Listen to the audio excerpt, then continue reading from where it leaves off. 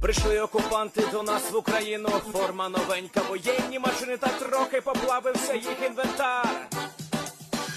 Байрактар, Байрактар.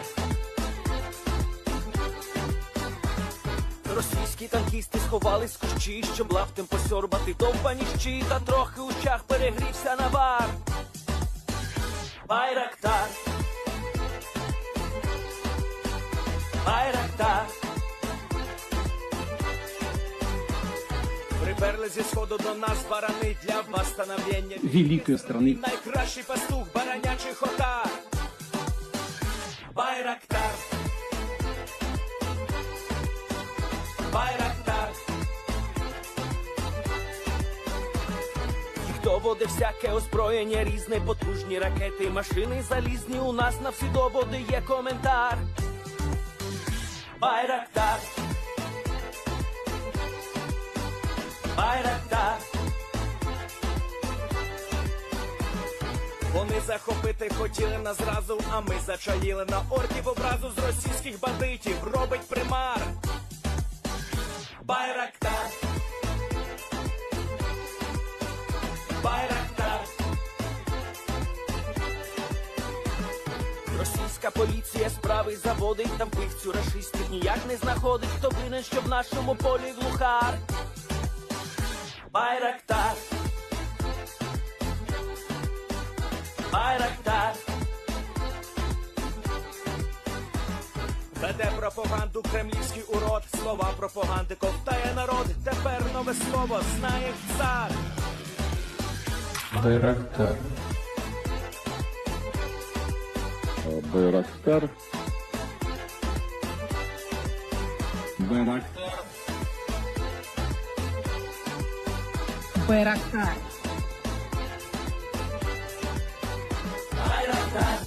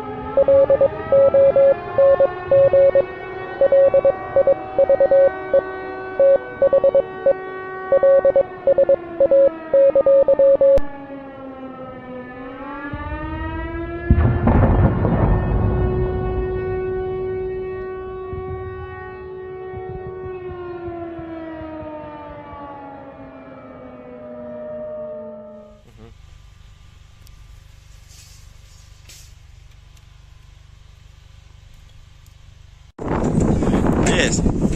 The Leaf Spring Army sends its regards.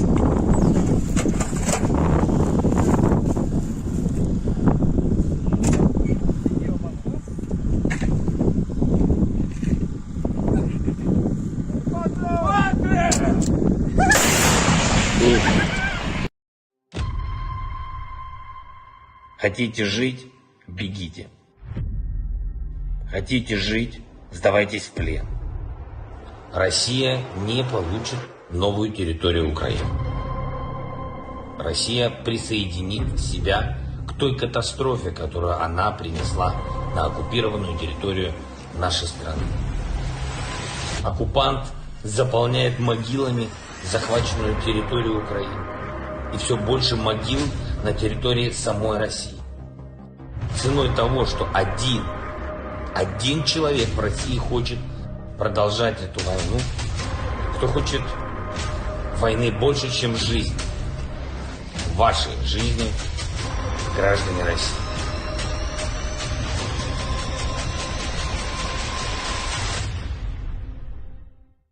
Русский военный корабль. Предлагаю сложить оружие и сдаться.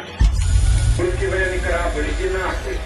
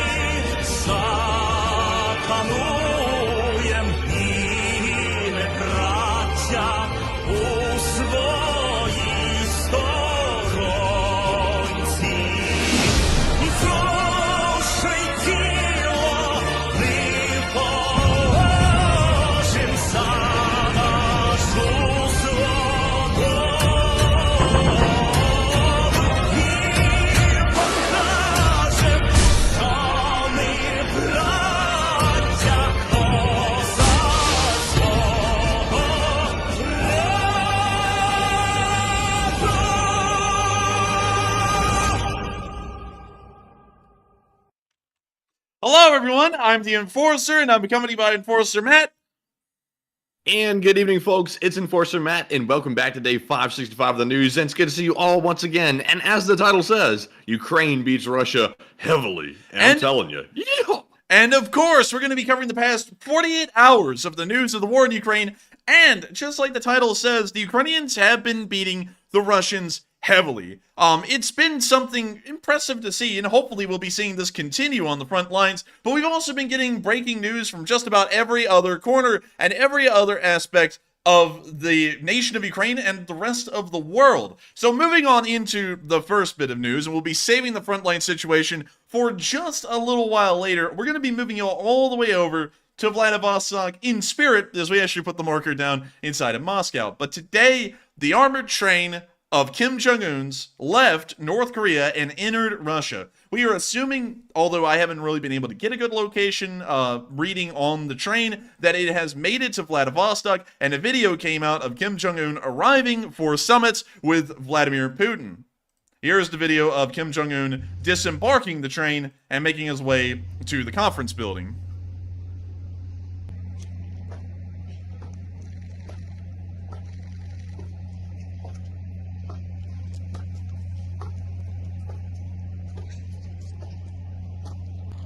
It's very quiet. It's like the mood is, the mood. You know, one thing that there's a little delay, I think. Oh, all right. go right ahead. All right. Well, now that we've figured out there's a delay, it is quiet out there. It is deathly quiet. There's like an air of silence about the whole place, and I wonder why. Maybe it's because if you make a noise, you'll probably get executed by the big guy in the middle. But anyways, right here becomes the best part of the clip. That Buki band, like the booty band, like it's terrible. It's a terrible band.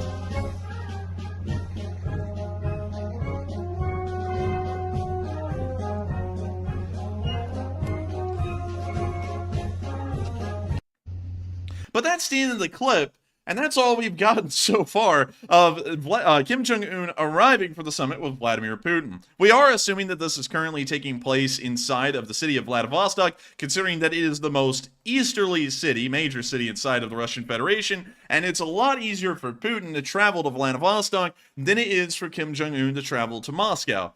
Just in case you all didn't know, North Korea actually does not possess an aircraft that is capable enough or has a long enough range to fly all the way from North Korea to Moscow. As a matter of fact, the last time there was a North Korean-American summit in the city of Singapore, the armored train of Kim Jong Un's actually had to travel all the way from North Korea through China, down into Vietnam, Laos, Thailand, and then also Indonesia, and then finally made its way to Singapore. So it was a bit of a trip. I believe it lasted like 4 or 5 days.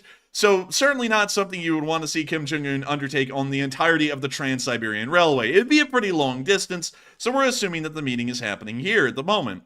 It also was very interesting to note that in that video, we saw members of the North Korean Ordnance Board alongside Kim Jong Un, and it appears that that is clearly showing that there is going to be some kind of a discussion of the providing of arms to the Russians in exchange for most likely food. We're assuming it's food because the North Koreans have a serious food shortage inside their country and also arable land to be used for farming. So we're most likely expecting that if they do get into an arms agreement with the Russians, the exchange will not be hard cash, it will actually be food instead.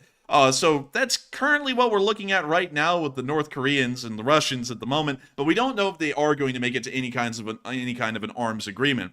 The North Koreans may be too bold with their demands in the negotiations, or the Russians may be too bold in their demands in the negotiation, and so it may fall apart. We don't really know at the moment, so we're going to play it by ear, but very interesting to see that there is a visit by the North Koreans inside the Russian Federation. It's incredibly rare, and we probably won't see one of these visits here in the near future. But moving on from that, and into the area of Vladimir. Hey, Matthew, that kind of sounds like someone else. Vladimir. Oh, niet Vladimir. Oh, man, suka, bleh. But anyways, we also got to hear about an interesting guy. And really quickly, some of y'all may have actually heard about a movie way back in the day that was filmed in 2005.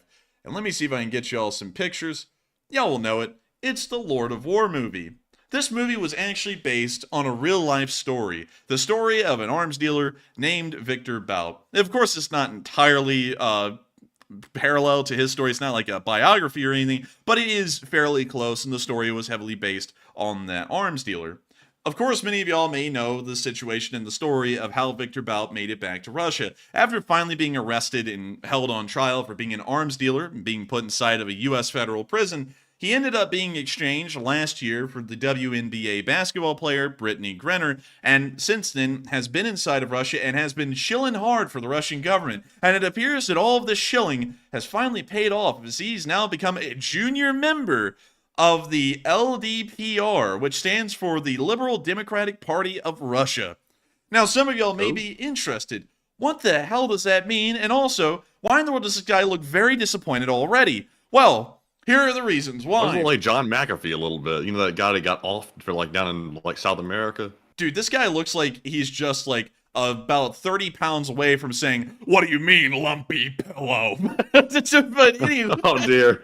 anyways, moving on from that, the Liberal Democratic Party of Russia is a very interesting one, because some of y'all may be thinking, that sounds really, really political by Western terms. Liberal Democratic Party.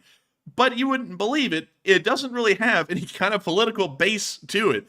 The Liberal Democratic Party rejects capitalism extremely, and it also rejects communism extremely. So I don't really know what their actual political standings are, but one thing we do know is that the Liberal Democratic Party of Russia works hand in hand with the other and major political party of Russia, which is called United Russia. And I'll be showing y'all a picture of that right here. United Russia doesn't actually have any kind of definable political goals or aims, and some of y'all may be amazed to know what this party exists for. It exists entirely for Putin. That's really the whole reason. The United Russia Party only existed once Putin became president of the Russian Federation, and it's largely his yes-men people inside of the Duma that do all of Putin's bidding for him without him having to look like he's doing everything like a dictator. So, fairly interesting. You know what United Russia's favorite snack is? What? You saw their logo? That polar bear? Man, you mean the bear of Russia? Great Russia, Yeah, that's that Klondike bear, man. They eat those Klondike bars. Yeah, very Bathurst said he said Klondike bars. Dude, you know what the Russians would do, man? Man, what will they do for the Klondike bar? Shit, I devastate my economy. I devastate my economy for the Klondike bar, man. But anyways, very interesting to see. They're finally giving him a little bone. But he's fairly small down. He only won a mandate in the Legislative Assembly of the Ulyanovsk region, so he's kind of like in the equivalent. He's like a state legislator inside of Russia. Like, for the state of Alabama being one of those guys in the state legislature that none of y'all have ever heard about. That's kind of the position that he's gotten. So while not being like one of the most prominent positions that the LDPR United Russia has, it is still a position that he is most likely being awarded with because he's such a charismatic guy who stands up for Russian values, which is giving out weapons to the highest bidder and allowing chaos and death to reign wherever you may be. But moving on from that, Merchant of Death, they call him, Man, they called him the Merchant of Death, and by golly, was he selling it? I mean, like that guy was out there selling anything to anyone. Burkina Faso, you got weapons. Anyone, really? Hell, the cartels, you got weapons. That guy would sell weapons to. Go ahead. We're going to struggle through the delay tonight. It's annoying as hell. But does that guy count as a merchant under the UCC? I wonder. Well, he is selling goods, Matt. So he would be under the UCC according to law school. But anyways, very interesting to see. And I wish him the best in his political career. Some of y'all may be confused. Y'all are like, why, Enforcer, would you wish him the best in his political career? Well, if you become popular enough and climb the ladder well enough in the Russian government, you are awarded with instant death. And so, we'll be wishing him the best in his political endeavors and hoping that he climbs that ladder quicker than any other Russian has. Hell, maybe he'll even just ascend up the political ladder on a private jet. Who knows? But anyways, moving on from that and down into the area of Ryazan, we also got to see how Russian commissars are going around and dealing with the death of Russian soldiers and informing the family members. We're waiting for this video to load. Sadly, we do not have a translation for this, but I just want y'all to read the body languages of what's going on in this clip. You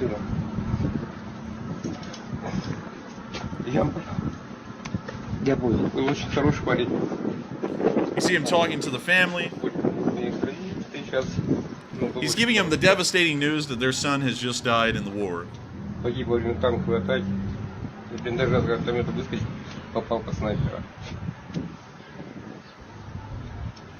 Спасибо вам за сына.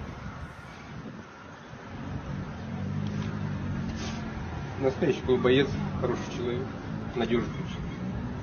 Про кого, вот есть, как говорят, о мертвых никак, но про него вот нельзя не сказать добрых слов. Очень был хороший парень, разведчик был у нас. Очень был надежный. Да, очень был надежный. We see them still getting the information. And some of y'all, actually a lot of y'all now, are saying that this is an old clip. And Matthew, do you remember seeing this clip? Because I don't remember seeing it. If we did, it must have been months ago, because I've never seen this one recently.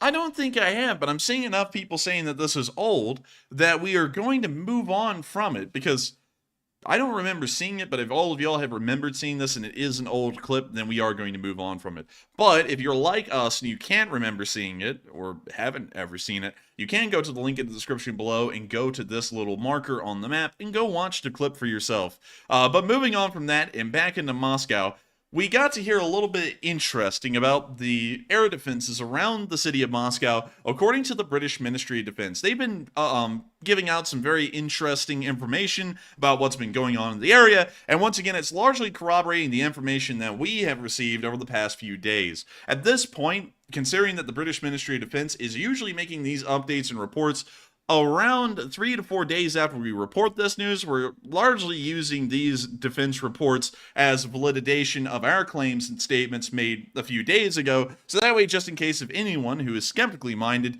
is wondering if our statements are true or not, the Ministry of Defense of the entire United Kingdom is here to back it up. So, here's what it's been saying. In recent weeks, Russia has recalibrated the posture of its short and medium-range air defenses around Moscow in an effort to more effectively defend against the UAV attacks the city now experiences most days. Since early September 2023, Russian SA-22 air defense systems around the capital have been pictured positioned on elevated towers and ramps. Previously, following strikes against Ingalls and Ryazan Air Base in December 2022, Russia also positioned SA-22 on the roofs of official buildings in Moscow. And moving on from that, while I also try and pull up a picture of an SA-22, and y'all all know what this is in a moment once I show it to y'all because the naming conventions are weird. But anyways, Russian SH-22 air defense systems have been placed on the roofs of official buildings in Moscow. This is almost certainly to allow the system to detect and engage UAV-type targets. However, it is probably also intended to act as a high-profile reassurance to the public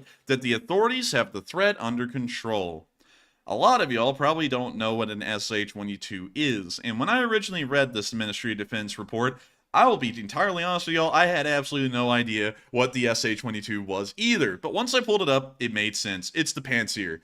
That's entirely what it is. They're just calling it the SH-22 because that's its actual NATO reporting name, is the SH-22 Greyhound. But we have, of course, been showing for weeks, if not months at this point, that these things have been placed practically everywhere. Inside Moscow, outside Moscow, around Putin's mansion, around Putin's other mansion inside of Moscow, around St. Petersburg, a little bit, almost everywhere that you could imagine a Pantsir system being. There is one there at the moment. And it is showing that the Russians are trying to put more effort into stopping drones and drone attacks, but although this Ministry of Defense report came out saying that they have strengthened their anti-drone abilities, and we've also been seeing that as well, it's to no effect at all, as another drone attack has hit the city of Moscow today and has appeared to cause a massive fire. We've also been able to largely geolocate the area that this was in, so I'm going to move these markers up to where they most likely are.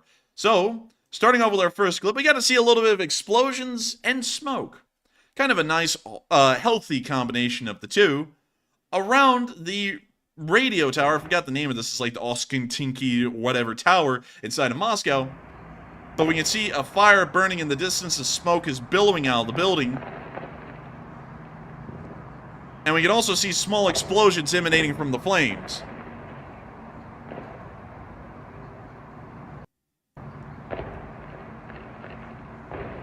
That looks mildly serious, I have to say.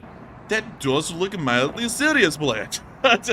Might be a small fire. Someone is about to go in Russia. Call the fire brigade.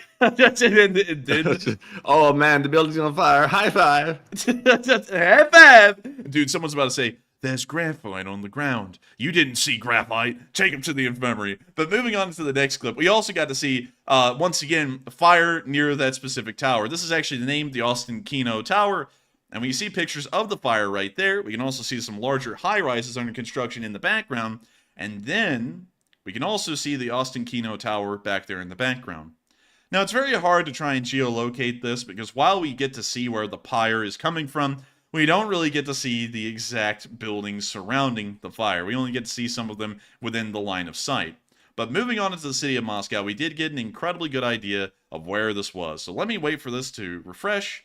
And we'll zoom in a little bit more, and then it'll refresh again, and then we'll zoom in a little bit more, and then it'll refresh again. Any minute now. Come on. Come on. I love how Spectrum upgraded our internet for free like that. Man, they upgraded it so well. They upgraded it like the Russians upgrade their military. I know, right? It's just so good. I love it. I love it. But anyways, here is the Ostankino television tower.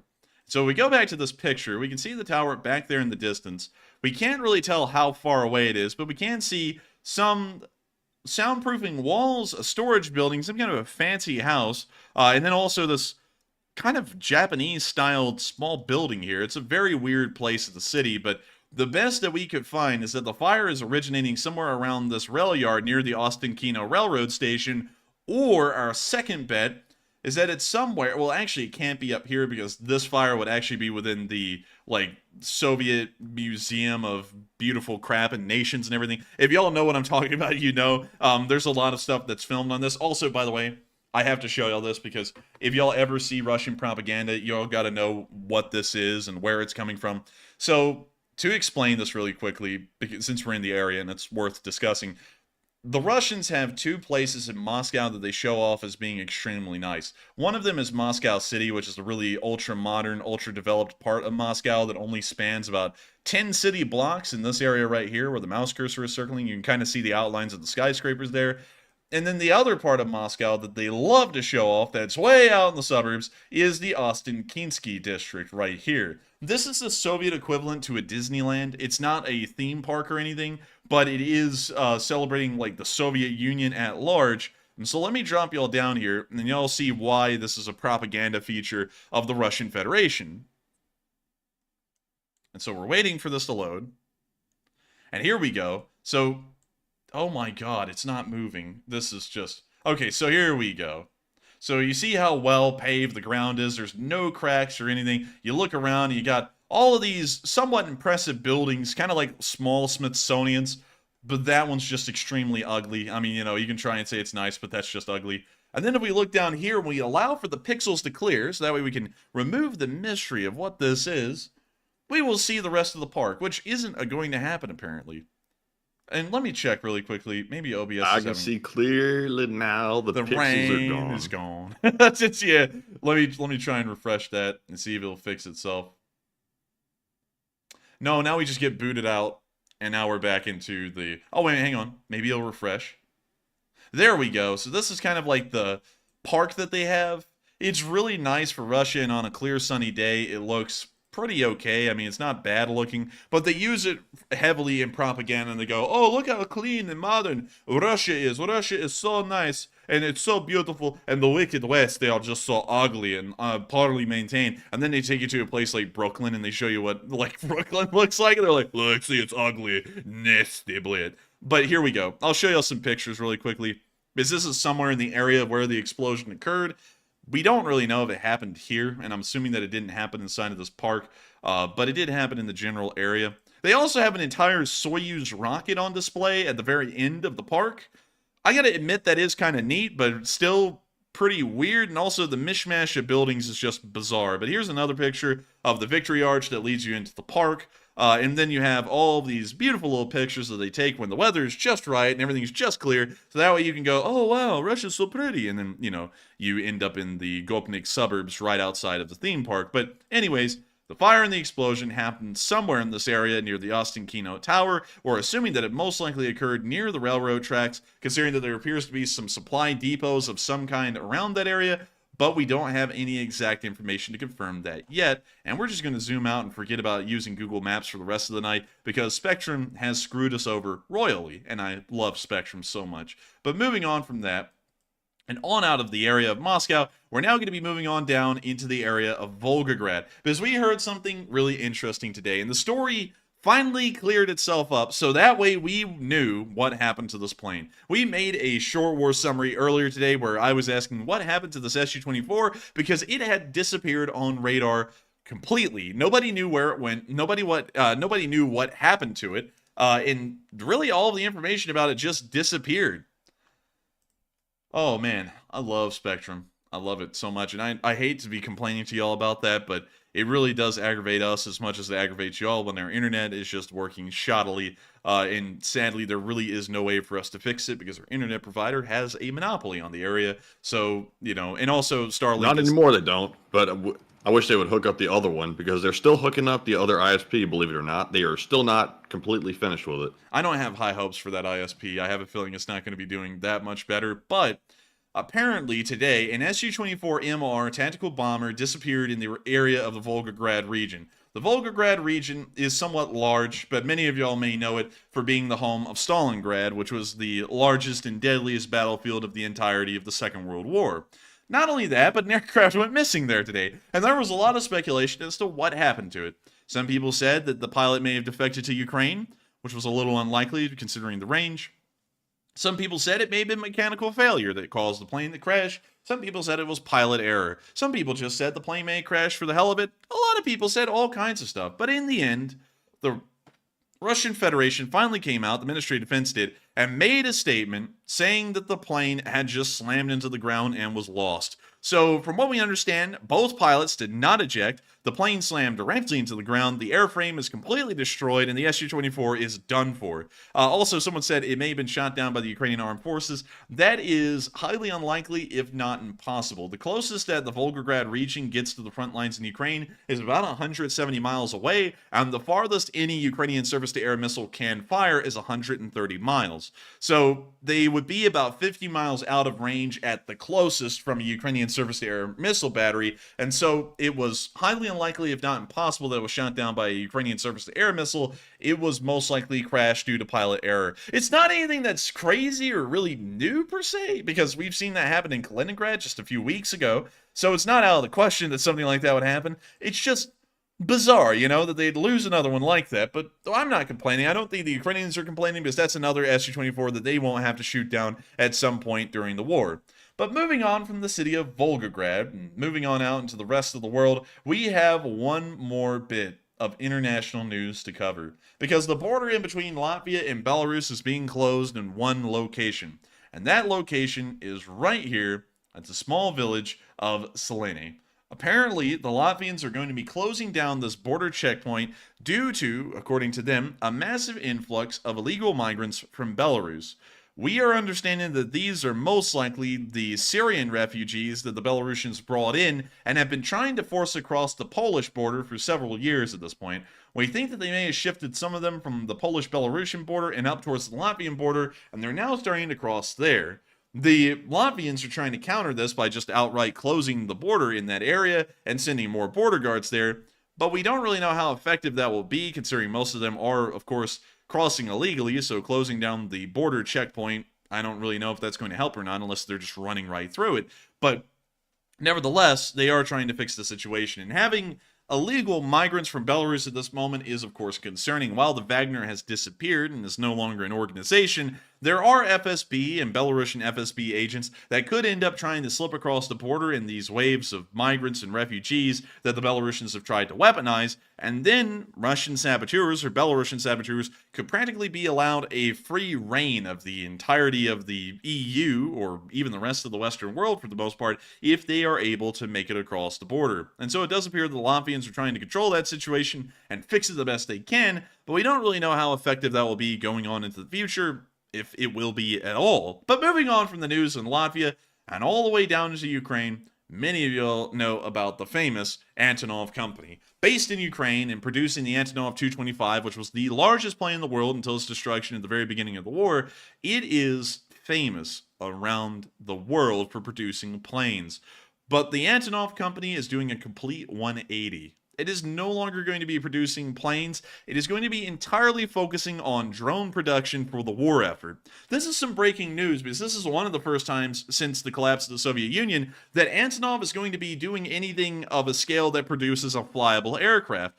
Antonov has been producing modern aircraft to some extent during the collapse of the Soviet Union, but it doesn't really seem like they're going all in and producing massive aircraft like they did under the Soviet Union's time. It now appears, however, that they're going to be taking most of their efforts and putting them towards producing drones for the Ukrainian army. This will most likely be very successful for the Ukrainians and help them to once again expand their drone abilities on the battlefield, which will be very welcomed, and once again the Russians will live in fear of the Antonov Company in one way or another. But moving on from that little bit of news that we put in the middle of Ukraine, we are now going to be moving on into our location unknowns. We have a pretty good amount of them tonight, and before we even get into them, I do have to say once again that I do apologize very much for the internet connection. It doesn't appear to be messing with our stream much or its stream connectivity, but I still want to apologize because while it is completely out of our control, the internet is pretty wonky at the moment. I thank everyone also for staying with us so far, and I hope that you continue to stay with us, because we will be running the show into the rest of the night, and of course running the entirety of the news. But with that, we are now going to be moving on into our location unknowns. But before we get into those, a lot of y'all have been saying a whole bunch of interesting stuff to the polls. And so with that, what do we got, Matthew? All right, so jumping right into our first poll segment, our very first poll says, do you think the meeting between Kim Jong Un and Putin will lead to a big arms deal? It looks like 50% said yes, it's almost certain now. 37% said, maybe, but not significant. 8% said unsure, and 6% said no, they probably can't get along. And at this point, I would say with the significance of Kim Jong Un leaving his hermit kingdom and going all the way to Russia on his armored train, which I have to say, his armored train is quite nice. The North Koreans may be starving, but he does have a nice train.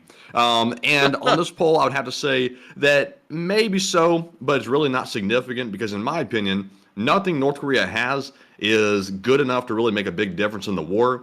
All they have is scraps, ammo, old guns, AKs, and things like that. They don't have anything major. And the deal is going to be very lopsided because North Korea is looking for satellite equipment from Russia, which is a lot more advanced than anything they have. And North Korea is offering cheap guns in exchange, from what we understand. So I don't think the deal is going to be a surefire conclusion at this point, and we'll have to wait and see. But Enforcer, what say you? 1 second, I'm actually going to try and pull up here what they may produce inside of North Korea. So, we actually have a Wikipedia article here, and of course, I have to preface this by saying the Wikipedia article isn't probably entirely accurate. North Korea is a hermit kingdom, so we're trying to guesswork what they are probably able to produce. But this is what we have. So, tanks, arms, and missiles. Here are the military factories that are known to produce these things. The First Machine Industry Bureau. This is Democracy Manifest. What a stupid name, man. The First Machine Industry Bureau. Wow, we're already topping the charts for the stupidity. But anyways, the supplier of machine guns. Likely the Type 62 light machine gun and the Type 73 light machine gun. Type 62 LMG. So it looks like this thing looks like garbage. First off, this is terrible. But let me see if I can get y'all a big picture of this. There we go. There is a Type 62 machine gun. It looks kind of like a Bren. So I wouldn't assume this thing to be quite good, and I don't really think the Russians want one. But then they also produced the Type 73 light machine gun as well. Now, what does that look like? Oh my god. It's a Bren gun. They're producing Bren guns at this factory. So, if the Russians want an ugly Bren gun ripoff, or if they want something that's probably worse than even a PKM, they could get those. But I don't really think they want them, so we're going to assume that that's probably not the factory they're wanting to get weapons from. There is also the Ryung-Kyong-su Tank Factory, and I don't know if I said that correctly, but it is in the Sinhung South Hamgyong province, and we don't know what kind of tanks it produces. But the Second Machine Industry Bureau does produce specific main battle tanks, the Chonma-ho. Man, that's what a pimp says whenever he's like getting a chick back to his car. He says Chonma-ho. But anyways, these are, Damn, son. in better words, a T-62. And I don't even think they are really producing these things in-house. I think they just kind of upgrade T-62s into Chonma-hos. So, not really a lot to speak of there. And also, we can see... Really thinking about it, what's probably really happening here, because North Korea really doesn't have much of significance in their inventory. And even if they do, they don't have enough of it to really, help Russia out in a huge way. They're probably simply acting as an agent of China and negotiating on their behalf to get goods from China to Russia, it would be my guess. Maybe so, but I'm kind of doubting that, and I will circle back in a minute why I'm doubting that. But to get through the rest of the factories just super quickly, beyond them producing some pretty dookie tanks, also, let's see here. I think this is the, well, actually, we don't have a picture of the Chonma 215, so just take my word on it. It's probably dookie. And then we also have the Koksan artillery gun, which is a ripoff of the Pion SPG that we see being used in Ukraine. It's smaller, based off of a T-55 chassis or a T-62. Pretty crappy. The Third Machine Industry Bureau and the Fourth Machine Industry Bureau focus on guided missiles as well as multi-stage rockets. So those are mostly revolving around the nuclear industry or guided MLRSs, which they don't really have a lot of. And then the Fifth Machine Industry Bureau focuses on specifically nuclear, biological, and chemical weapons. So we're just talking about violating the Geneva Convention outright with the Fifth Machine Industry Bureau. And then we have the Tokyon Munitions Plant, which obviously produces ammo. So moving on from that, the rest of it's pretty self-explanatory. There are no manufacturers, let this be clear. There are absolutely no aircraft manufacturers in North Korea. They only build, their factories only produce spare parts to keep their current inventory of aircraft running. There is no way for them to replace actual attrition in the Air Force due to airframe losses. There's no way for them to do that. They have to rely on foreign support to purchase new aircraft or for them to be loaned to them on a permanent basis. But moving on from that, I'm doubting that North Korea will be used as a way to get Chinese weapons and equipment to the Russians, because it would be very clear very quickly if it moved beyond just the bare basics of what the North Koreans can produce. Because the North Koreans can produce light machine guns, they can possibly upgrade or modify existing T-62s, they can also produce basic rockets for a grad, and they can also produce a couple of other minor things as well, maybe some spare parts for some incredibly old aircraft. Beyond that, they can't really produce anything else. So, say, if we were to go to the Chinese military equipment, And let me go get a list of things that could possibly be sent from the PLA, which is the People's Liberation Army, which is the official name of the Chinese military. But let's move through the uniforms, because the uniforms will not be sent. And let's go down to the small arms. If we see a QCW-05, we know it's Chinese. There's no way the North Koreans could have given that, so there's no way for the North Koreans to serve as that intermediary where we go, oh, look, it's North Korean weapons, because the North Koreans don't produce these kinds of weapons, so clearly they would be Chinese, and we would go, who cares if it's just, North Korea's middleman? It's being sent straight from China, pretty much, and just taking a pit stop in North Korea. Also, the QBZ-95, which has got to be the ugliest bullpup in the world, I'm doubting that they'd send it, because it'd be very clear that this is something that the Chinese produced and then sent. I don't even know what the hell the design process was with this. Like, I don't know. It's just really ugly. I don't even know where to put my finger on it, but it's horrendous looking. But moving on from that, they took a Steyr AUG and said, make the edges a little bit less, good, and throw it together. Man, I'm hearing that opera song that I played to you a while ago where you went, I'm hearing that right now looking at this design. I'm like going, man, this is some wash-upping, chilling kind of stuff right here. This is not good. But moving on from that, we can also see that they produced many other fine things, such as the Norinco CQ, which is a copy of the AR-15. So I'm also assuming that they wouldn't be sending those as well, because we would be able to tell that pretty easily that they copied the Chinese, or the Chinese are just sending it directly. Whole bunch of other stuff that the Chinese produce small arms wise, but moving on out of those categories and moving on down into the tanks, there is no way in hell that a tank could be smuggled through North Korea and pass as a North Korean one. Chinese designs are pretty exclusive to China as far as their design process goes. Like this PLZ-05 SPG, there's no way you could camouflage that as being a North Korean SPG. So, largely without going through the entire list of equipment, because I'm sure y'all are getting the point at this point in my opinion, I don't think the North Koreans will be able to serve as an intermediary for Chinese arms, because Chinese arms are so unique in their design and their appearance that there would be no way that the Chinese could quietly go, oh, actually that's the North Koreans providing the arms, because there's no way for the North Koreans to produce this kind of equipment. And not only that, this is clearly Chinese equipment, so, both ways, it would clearly be the Chinese providing it. So I don't think it's going to be used for that way. I think the North Koreans are going to try and extend a small lifeline and trying to at least provide the Russian military with munitions or maybe some cheap weaponry, like small arms, like rifles, machine guns, stuff like that. But with that, I hope that does address that fairly well in my opinion, and we are on to the next one. All right, and moving on to our second poll, it says the UK Prime Minister says Russia launched missiles at a civilian ship 2 weeks ago that was flagged out of Lebanon, and Ukraine shot down the missiles before it was able to hit the ship. And what are your thoughts? It looks like 40% said that's a cover-up and not good. 27% said unsure. 20% said, I'm kind of mixed on this one. And 13% said it's fine to cover it up and avoid World War. And on this one, I'm a little bit mixed, I have to admit, on this one, because apparently the UK and also NATO as a whole decided to cover up this rather severe incident. And while I do understand the need to avoid unnecessary escalation, and Ukraine was able to shoot down the missiles, it was nonetheless an attack on a Lebanese flagged vessel which was carrying grain, which was not a military target. That was a decision that NATO made apparently on their own, and the UK Prime Minister accidentally leaked that out during an interview, and apparently he wasn't supposed to do that. So that was the topic in my short war video the other day, and I'll have to say my in conclusion is I'm kind of mixed on it. But Enforcer, what say you?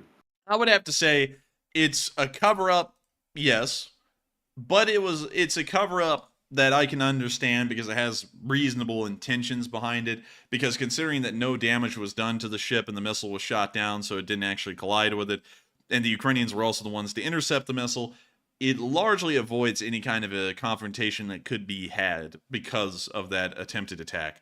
The Russians can, of course, try and attempt an attack, but if the Ukrainians intercept it and actually doesn't hit the ship, it's largely a non sequitur issue. That's nothing that can really be made into a major ordeal, at least on the side of NATO, because they say our ship was attacked.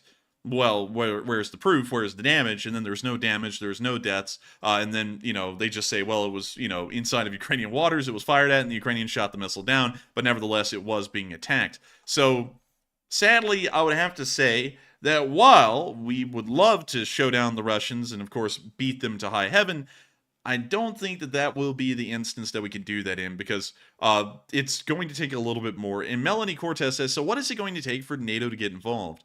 In this situation, it would have taken the missile hitting the ship, blowing up onto the ship, and possibly killing crew members or leading to the loss of the vessel that would have led to a NATO response, a serious NATO response. There has to actually be some kind of damage. That's something that happens in Romania quite often at this point. Whenever a Russian drone lands in Romania and explodes on their territory, there is clear damage. There's a crater inside of Romanian territory. So that's something that you could actually take and turn into an Article 4 issue if you really wanted to. But with a ship that didn't really get hit, it's really hard to justify that same argument because there was no actual damage caused. So with that, I hope that addresses that fairly well in my opinion, but nevertheless, I think that NATO should certainly take a strongman stance when it comes to things like this and should respond. Although we don't have a real ability to invoke Article 4 and Article 5, I think there should certainly be a response, and we should start force buildups along the border of NATO and Russia. But with that, I hope that addresses that fairly well in my opinion, and with that, we are on to the next one.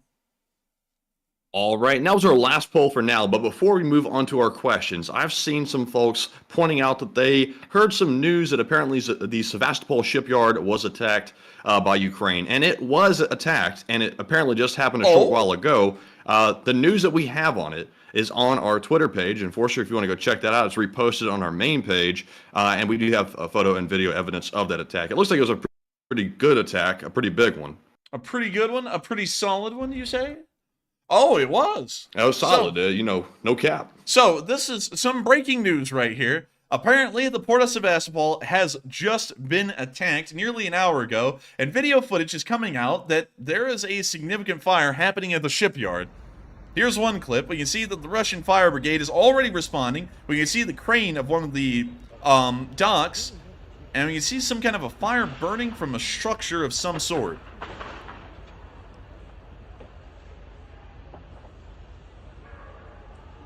The Ukrainians are laying down the law, it looks like. This was a pretty big one. Man, they laying down the heat. But let's see here. Oh my lord. Wow, there's actually a good bit of a shipyard on fire. So we can actually see a little bit of a landmark back there in the background. Let's go to Sevastopol. And let me change our title here to Ukraine attacks Sevastopol, because I think that's a larger bit of news than what we have right now. So let me go and put Ukraine attacks Sevastopol. And I saw Charlie Sheen say there's a Kilo-class sub burning, and I saw that on Twitter. I wasn't able to confirm it right off the bat, but there does appear to be some vessel burning, and Charlie's saying it's a Kilo-class sub, which would be a very big deal, obviously. And let's see, I'm seeing reports that's likely occupied by a Russian Kilo-class sub and a Rapucha landing show. Wait a minute, you're saying that a whole kilo's up in that dock? That's what it's saying. Man, say the Ukrainians are snorting because they got themselves a kilo. But hey, man, that's great to hear. Let's see, we got another video here. Ooh.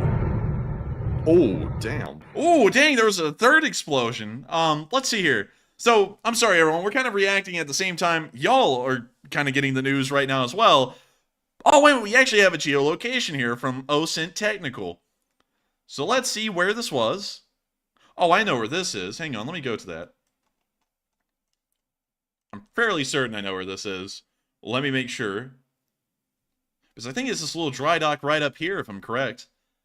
And it looks a lot like it. We'll have to look for the rail yard, or the railroad tracks that go directly to the western side of the dry dock. And it appears that this is largely that location. We can see the same train tracks. We can see the dry dock right here. So, going off of that, wait a minute, hang on, that's a dual dry dock. Let's look for a similar building. Nope, that's not the right one. Let's move further down this way. Maybe it's down here. Nope, that can't be it. Maybe it's on the southern side. Because there are a couple of dry docks here. Maybe this is it. Maybe. I'm seeing some more confirmation that apparently there was a Kilo-class sub in the dock, but I'm not sure if it was exactly hit. That seems to be uncertain at the moment. Oh, man. And right when you said that, We're getting DDoSed. We're getting flatlined right now. Man. Well, let's see if we can keep this thing running while we can. Looking for the dry dock, and I can't really find it. So let me go back here really quickly. Let's see. Successfully hit the Sevastopol shipyard dry dock, likely occupied by a Kilo-class sub and a Rapucha landing ship. We can see the dry dock there. We need to look for a blue-roofed building near to the harbor. Blue roof building near to the harbor. Tell me, Matthew, if you see any blue-roofed buildings near... Oh, we got it. Here it is. This is it. Because here's the blue roof building, there's the train track. So this picture was taken looking south, towards the south side of the city. And we can see here that this dry dock during the satellite picture had a Kilo-class submarine in it. And also one of the little... Yeah, by the way, don't mean to interrupt, but I got some photo evidence apparently showing the Rapucha-class LST on fire. And that's been reposted to our Twitter page now as well. Let's see. Also, I'm seeing a report here that it's possible that Ukraine successfully struck the Kilo submarine. We do know for a fact they apparently struck the landing ship, which we do have a photo of right there in the OSINT technical post. It looks here that folks are saying we need some more daylight to know if the Kilo class was hit or not. Let's see. Rapucha class landing ship. Oh, dude, they got the fourth one! Dude, I think the Black Sea Fleet's entirely out of Rapucha landing ships at this point, because one of them's in dry dock, one of them has been sunk, one of them was heavily damaged and we think it was knocked out. I think this was the last operational one, or this may have been the one that was damaged near Novorossiysk, and now it's been hit again. Is that sweet, or what? I gotta tell y'all, I like it. I love to see it. We can see this guy. Look at the face that this guy has, man. He's sitting there going, "We are so losing the war. We are so losing this." Why does it look like Soliev's cousin? Dude, why in the world does he have such a blank expression on his face? This man is literally a Sim from The Sims. Man, I'm telling you, man. And the delay is making this even more awkward. But let's see here. Oh, look, we just got another one from Global Military Info, and we can see the fire again. This is the same clip that we got before, but based off of these satellite pictures, and let's see when these were taken. So the imagery is from the Maxar satellite in 2023, but we don't get an exact date of how up to date or how modern this satellite footage is. But we can see two oceanographic survey vessels in one dry dock, and we can see the Kilo-class submarine here in the other. We know that these oceanographic survey ships have apparently left because we can clearly see a Rapucha-class landing ship on fire, but we don't know about the Kilo-class submarine right now in the other dry dock. Of course, I have to say that we are getting this news right now as the stream is going live. As the stream is live. We can't exactly get up-to-date news. We're kind of going over this at the exact moment that all of y'all are seeing it live on air, but this is certainly an amazing day, because this means that the Russians have lost another entire Rapucha-class ship. The submarine, though, if this submarine is in this dry dock and it was just caught on fire and it is a loss, that means that this will be the first confirmed kill of a submarine in the entire war. That is big news. And also, what else does Russia do when their ships get attacked in the dry or the dock over here? They immediately say, "Oh, Bliat, close down the Crimean bridge, Bliat, it's an emergency." They close down the bridge. They got the traffic off of it. And apparently, it just seems to be a suggestion that maybe the Crimean bridge has either been targeted or attempted to be targeted, or it will be at some point. I'm not really sure about that, but it appears that it may be a target as well. It appears so, and we're going to be keeping on this breaking news as much as we can. Well, wait a minute, we're getting some more posts as daylight's breaking, but this one isn't really showing us the dry dock. I'm posting them by the second. Man, he's on it, man. But we can see right here, this post came out at 8:04, and the fire is continuing to burn, but at the moment, we're still not seeing any daylight pictures that is showing the complete damage and what it's actually caused. So we'll be waiting to see if we get any actual pictures showing the destruction of a Kilo-class submarine. And also, let me put Ukraine at, well, man, I can't really change that title. You see, here's the problem we run into with titles really quickly to explain this to some people, because some people don't get it, because some people, oh, clickbait. And here's the reason why titles are shortened down sometimes to the point that they are very short to the point they don't really get the idea across.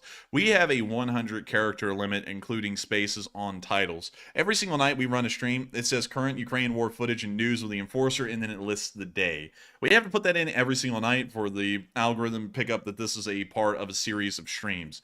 So when we are able to make a title, we only have about 20 to 25 usable characters to make a title. So we have to make a usable title in 20 to 25 characters that gets the point across. So that's why the title says Ukraine attacks Sevastopol, and it doesn't say Ukraine attacks Sevastopol, multiple ships damaged, many on fire, because I would run out of characters by that point, and I would be cut off at Ukraine attacks Sevastopol, and then that would be it. But nevertheless, it is breaking news, and we're going to be That's a good point.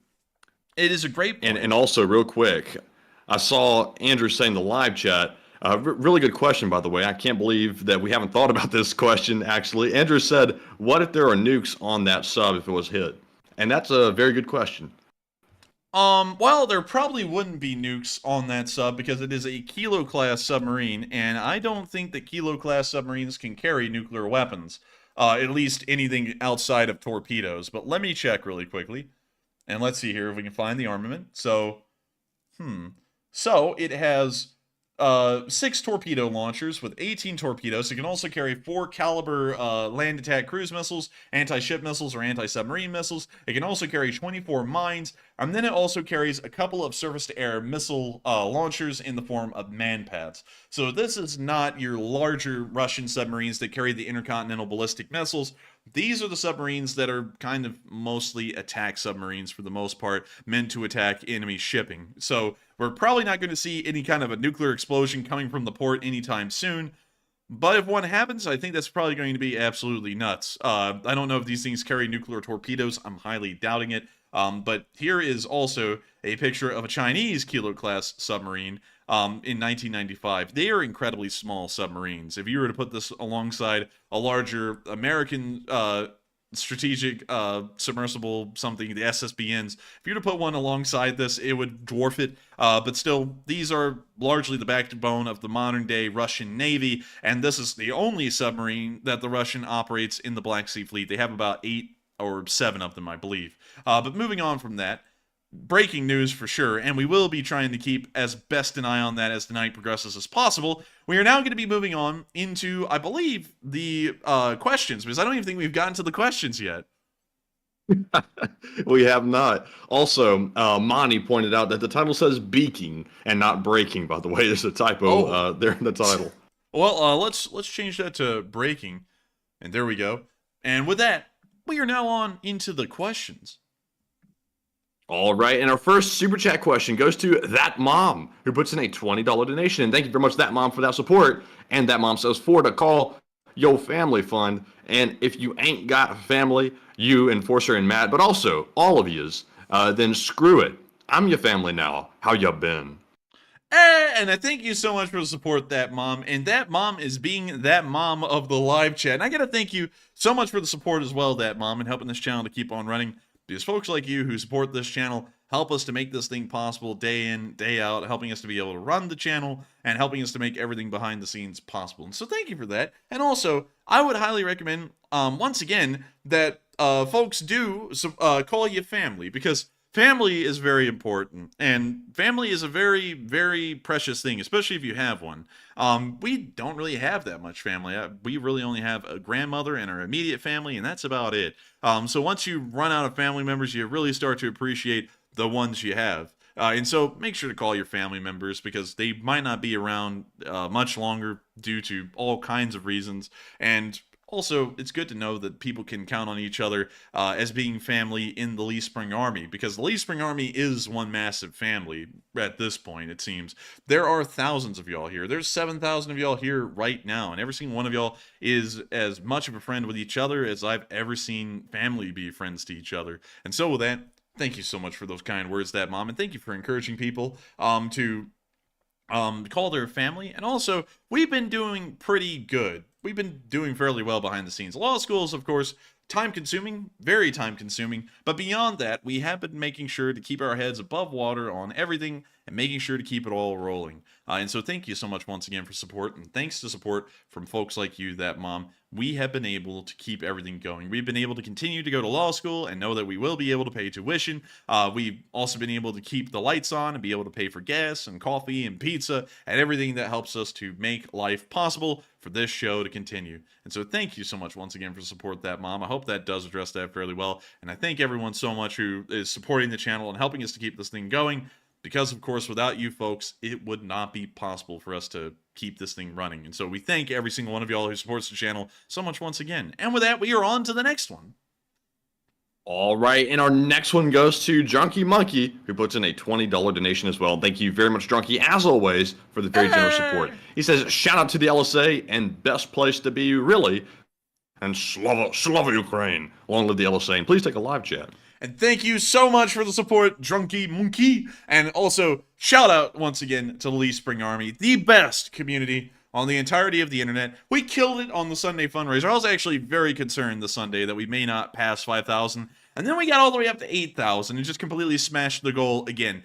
And that time and time again always proves to me that the Lee Spring Army is the best community on the entirety of the internet. No other community out there has been able to support all of the nonprofits that have been helping out Ukraine like this channel has.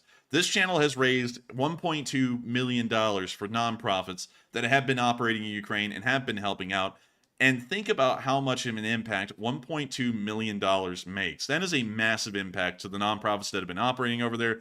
And that is why I think the Lee Spring Army is absolutely incredible. Another thing, and we don't really talk about this that much, but I'd still want to give loads of credit to our supporters who actually send in super chats to help the channel to keep on running. It is amazing to know that the Lee Spring Army is so kind to go out of their way to voluntarily support this channel, because with y'all support, we are able to make this thing possible. Y'all help this channel to keep ad-free, sponsor-free, politics-free. Y'all help us to run this channel the way it's been run for 565 days.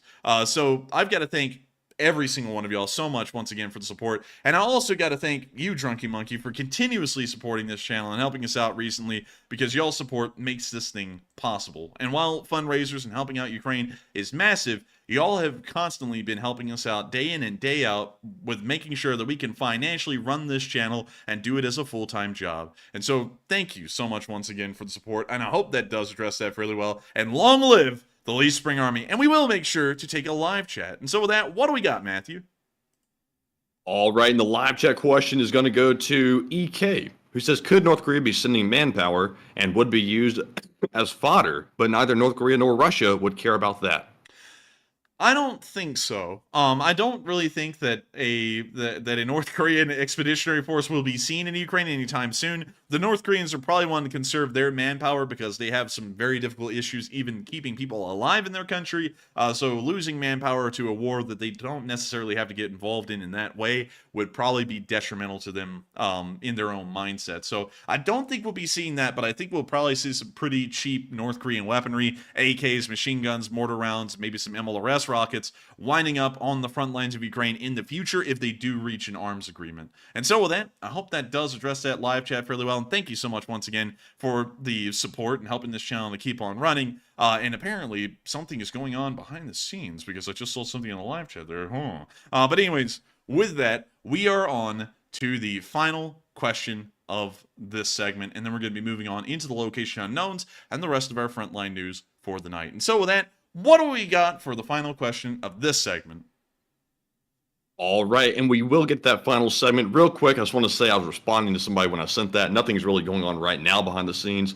But one thing I do want to say is any claims that anyone has done anything on our behalf, taking drones anywhere, anything like that, or settling things is completely false. We're not going to name this individual to give them free publicity, but some of y'all know who we're talking about. The entire story is false. This individual is a habitual liar, and it's just a continuation of the same behavior. So we'll address that officially when we can actually figure out what the hell the individual is saying and doing, because it's quite insane, and we're still trying to sort through what all of it means, because we're really at a loss at this point for what the individual is trying to say.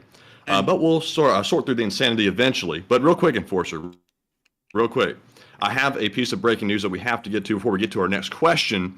And we learned that North Korea has fired a ballistic missile in an unknown direction.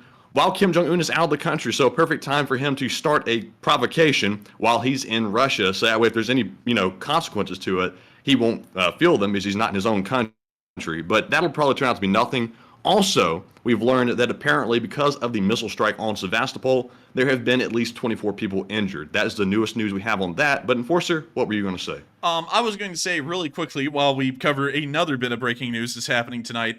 What has happened out there, some of y'all have probably seen the video, some of y'all have probably heard about it, is something that we didn't even talk about. There was an alleged claim that we had actually decided to end a lawsuit, which we have not done at all. We haven't even been reached out and contacted by the person who made that statement, specifically about those claims.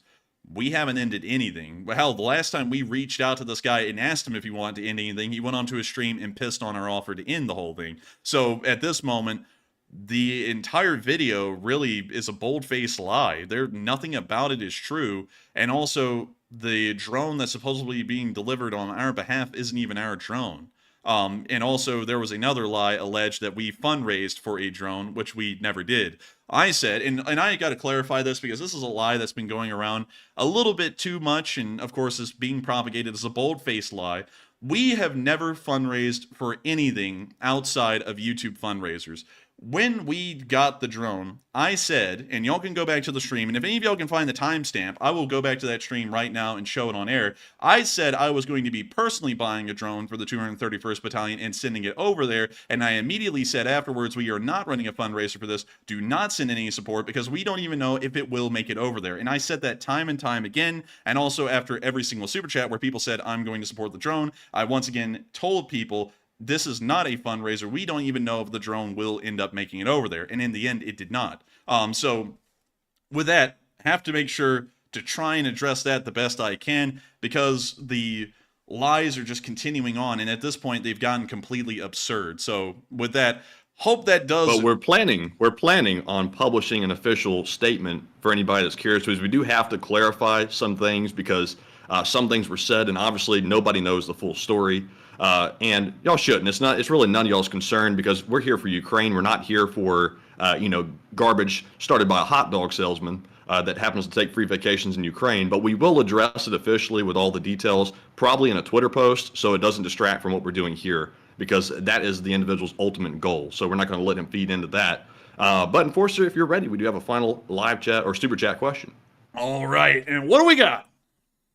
All right, and this one goes to none other than BC Skyman, the channel legend, who throws in a $50 donation. And thank you very much, BC, for that very generous support, and we do appreciate it very much. And Enforcer, what say you? And I gotta thank you so much for the support, BC Skyman, and helping the channel to keep on running. He put in the pair that blew up, so apparently it's Kim Jong Un riding off that ballistic missile that was just launched. And I gotta thank you so much for the support, BC Skyman. You didn't throw in a comment, but the support does help us to keep this channel running. And without folks like you, BC Skyman, who help this channel to keep on running and continue to help this channel to keep on going, we wouldn't be able to keep doing this. And I gotta thank every single one of y'all so much once again for the support and continuing to help this channel to keep on running, because through all of y'all's super chats and all of y'all's support each and every night, we are able to keep this live stream ad-free, sponsor-free, and run it the way we have. We do not have sponsors for this show. We have our own specific rules. We've been able to completely skirt around things that every other YouTuber gets into, like divisive politics,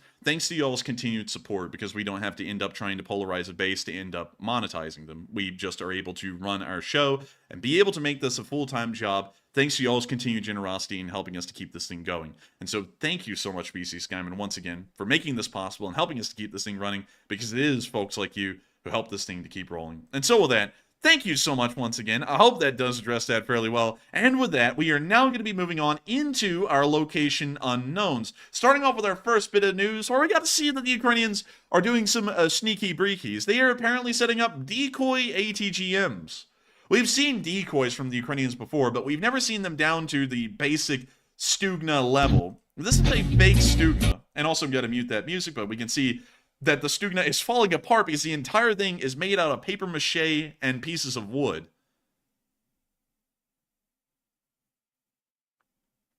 And there he goes with it. He just nabbed a wooden Stugna. And we can see it falling That apart. dude's just carrying that thing like it's a big toy. He's not even acting like it's a huge weapon of war. And he's just like, oh, look to do it, like carrying a bagel or something. Dude, he just sat there. He went, oh, Stugna, and it's free. And then he just picks it up and he just goes wandering off with it like it's mine now. Man, this is your common video of a Russian stealing a toilet, but instead it's a Ukrainian taking away a wooden Stugna. But anyways, that's the end of the clip. Really cool to see that they're making decoys that are down to that fine of a level. And also, it really throws into question some of the videos where the Russians say they've destroyed something, because they may be attacking decoys like that one from a very far away distance. They will look incredibly convincing and will look like a legitimate Ukrainian loss, but nevertheless, they aren't. But anyways, moving on from that, we also got to see a slightly used Caesar SPG. Now, we didn't get to hear the exact news when this happened, but a Caesar SPG that was provided by the French government has in fact ended up being destroyed inside of Ukraine, and it appears from the damage suffered, it was most likely a direct artillery strike right onto the Caesar SPG. But I did see this video come out on Facebook, and it said, low mileage, about 150 miles, lightly used, selling for $10,000. I know what I got, and here's the clip. And we can see the remains of the Caesar SPG right here. And I gotta say, I think they're honestly kind of having a right price figure for the Caesar SPG. I don't think they're lowballing it whatsoever. But of course, the thing was burned out entirely, and I don't really think there's anything salvageable from the Caesar SPG. It'll most likely be used for scrap parts or just for scrap metal, because there's not really a lot recoverable inside of that vehicle. Now, of course, I'm a little unfortunate seeing Caesar SPG lost, but of course it is war. Equipment will eventually be lost, regardless of how advanced, modern, complex, and indestructible it is. But it is great to know that this is the only Caesar SPG we've seen destroyed, and the Caesar has been there for nearly an entire year at this point. So an incredible track record as far as being there versus how many of them have been lost. Moving on from that little bit of news and on into the rest of our location unknowns, we also got to see a brand new demining system that the Ukrainians are using. Now, Matt, you know when you were a kid and you would get your teeth pulled out, you would tie the floss to the door handle, and then you'd yank the door shut and it'd pull your tooth out? Yeah, I was too scared to do that, but yes, I've seen it. Yeah, I was too scared to do that too. I don't think either you or me did it, but I have heard and seen of it before, and it appears that the Ukrainians have taken that method and they've applied it to anti-tank mines, as they now have the same kind of system to pull out the detonator of the mine. So here's the clip. And we're going to be muting that, but we can see it in action, and it spins around and it lifts the detonator right out of the mine, diffusing it immediately. Now that's a different technique. A pretty cool system, because, you know, it makes it relatively safe. You don't have to worry about being right up on the mine, so in case if it does explode, you're standing right over it. You're a good bit of ways away with this kind of system, so it is making it a little bit safer to be able to go through demining operations. So really neat and a really cool innovation. Moving on from that, we then saw in the next clip, the literal next clip in the location unknowns, the Ukrainians installing mines into a minefield. And so here's the clip. Whoa. I don't know why, but this voice reminds me of Ramzan Kadyrov a little bit. Like the same roughness and everything. Man, Kadyrov has switched sides. You never forget that voice. Man, Kadyrov has switched sides. He's out there going, we're going to lay out the mines at dawn. I've got to stop myself from being blown up by the damn Putin at dawn. To please lift the sanctions at dawn. On God, dawn. О, давай, возьмите 3 лопаты, пацаны. Большие, быстрее закопаем. Нет, 2 хватит. This guy really does sound like a man, exactly like him. 3 лопаты. Что не расстрелялись. Они сегодня завтракают. У них по книжке сейчас должен быть завтрак. Сколько время, Женя? He's like, we're throwing down the mines at dawn. We're going to kill those Russians, dawn. Скоро нахренячит, а? Сейчас 7? Да, они что? Ну, you know what this guy sounds like? What does he sound like? He sounds like Zelensky if he probably smoked a pack a day or 2 packs a day or something like John that for 10 Mellencamp. years. This is what Zelensky would sound like. Yep. Yeah. Something like Easy that. targets. Dude, it's literally him. I smoke so many cigarettes that way my voice sounds torn up like this. Yeah, I love to sound like this. Introducing the all-new Call of Duty. But Да. anyways. Спасибо. У них сейчас, по идее, завтрак в столовую должны идти. Нет. У них сейчас завтрак, потом у них оперативка, блядь, как всегда. И после 8 они начнут хуячить, если, ох, извините, если мы не успеем все закрыть. Ребята, надо вот это вот так не пойдет. Гриб положили и все. Дождь пойдет, ну, гриб этот сползет и все. That's the end of that clip. But I gotta say, that's one hell of a trip right there, hearing this guy talk while they're laying out mines. And I swear, this guy literally sounds like Ramzan Kadyrov. It's so weird. The resemblance is uncanny. But anyways, with that, we're going to be moving on into the next clip where we also saw the Russians getting hit with a Stugna, Don. Check it out, Don. They're going to get him, Don. They're going to blast him away, Don. Here goes the round, Don. And there's the Russians in the distance. And here comes the missile. And it's going to be slamming right into the Russians any minute now. Oh, look at that. It's a strike. It's a strike. Goodness gracious. No spares. No nothing. Rolled it straight down the aisle and right into a strike. Absolutely brilliant. And it looks like the Russians are done for. They're done for this round. And it appears that there will be no overtime. The Ukrainians won this successfully. Absolutely smashing. But anyways, moving on from that, we're now going to be moving on from the Stugna clip, moving on into our tactical Russian losses report of the day. Over the past 24 hours, losses have been somewhat significant. Hey! Four Bobcats! Let's go, Igor. Igor! Hey, look, Matt's a new Bobcat. He gets a caterpillar over there. That's lovely. And a whole scoop of doo-doo. Oh man, I'm telling you, it's very nice. It's a whole scoop of a dogaduki. It's a dogaduki. But still, thank you so much, KJ, for throwing in a Bobcat skid steer meme. And really quickly, I gotta check this.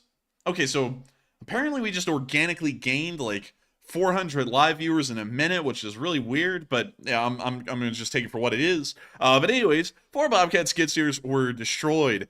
We also got to see the 550 Russian. Up there we go. Now we're experiencing lag. I was like, there's no way we just gained 400 viewers in like 30 seconds. But anyways, we got to see that 550 Russian soldiers have been knocked out over the past 24 hours. Of course, very nice to see. We also got to see that 11 armored personnel carriers were also destroyed as well, along with 43 supply trucks, 8 tanks, 33 artillery pieces, 17 drones, 4 MLRSs, and a whopping 3 anti-aircraft warfare systems. All in all, very impressive to see these kinds of losses once again being brought about by the Ukrainian military, and hopefully we'll continue to see these kinds of losses continuing as the Ukrainians will of course, knock out more Russian vehicles. Trying to not use the same words over and over and over tonight, but of course, impressive losses. Moving on from the location unknowns and on into our frontline news, we didn't get a lot of news from the northeast today, and there weren't that many frontline advances, except for in the Donetsk area, surprisingly, which we will be getting to. But in the Kreminna direction, we did see what the Kreminna force was looking like today, and apparently the Russians have gotten very frustrated with their lack of frontline advances, because they're now starting to drop white phosphorus onto the Ukrainians again. And we can see that here.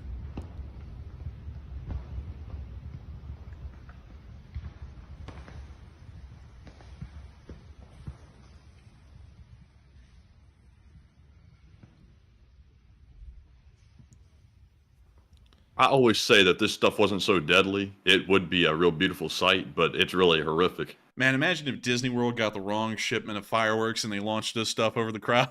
Oh, goodness gracious. But anyways, very interesting to see them once again using white phosphorus. And, of course, the front line is not moving in that area. That's largely a testament to it, because whenever the Russians lack any kind of frontline progress, they just begin to firebomb the area, hoping that that will eventually force the Ukrainians out. And then it never does. But moving on from that and down into the area of Bakhmut, we also got to see a kamikaze drone hitting the Russians. This was, of course, conducted by the 30th Brigade. Check it out. We can see the Russian right there. And now we can see the Russian disappears. We can now see another Russian down there in that garage. And we can see that one disappear as well. We can now see a KAMAZ And it appears that that one didn't end well. We can now see the Russians running for a house. And it appears that those Russians didn't end well. We can now see a Strela 10. Oh, a Strela. It's a Strela man-pad. It appears that it blew up. We can now see a tank. I don't know what kind of drone that one is, but it came in so fast it had a smoke trail. So whatever that was, it was going like supersonic. Pretty impressive, I gotta admit. In the next clip, we can also see a Ural 4320 getting hit. Of course, destroyed. And then the last clip, we can see another Ural. Man, there went the urinal. Damn. Man, I'm telling you, man. Dude, the Russians know exactly what those drivers are going through, calling it a urinal, because they know they're going to be pissing their pants the entire time they're driving that thing around because of all the attacks being targeted at them. But, moving on. And between the urinal and the peon, they've got a whole set. Man, I'm telling you, man. And next thing you know, the Russians are going to come out with a tank called the Dinky 5 or something like that. But moving on from that and down into the southern flank, we also got to see the 3rd Brigade pulling off some solid shots on the Russian forces in the distance. Так, братик. Выстрел. Выстрел! See them firing the RPG. See them loading the next round. And it's Professor Mortar rounds. Hey, love to see it.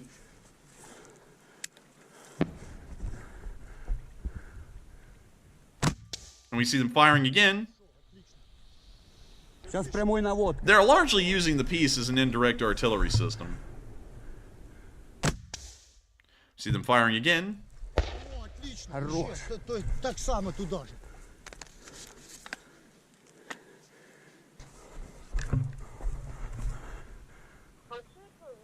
We now see them aiming again, and we can see the 3rd Brigade is largely just shelling Russian positions with this RPG and the Professor Mortar rounds. We now see them grabbing the RPG again.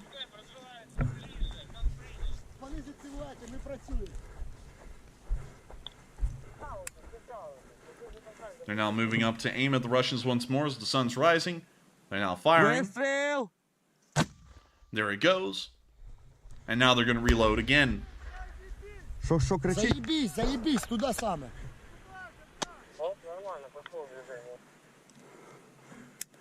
Туда саме. Выстрел! We see them firing once more. As they miss el bliat. Пацаны, пидор по центру. Сейчас туда въебуть скид с левого фланга, сразу заходьте, як приняли. We now hear them calling in something over the radio. Oh, I see what they called in, a cluster bomb. They start cluster bombing the position. And now they're firing at it with some small arms, some rifles.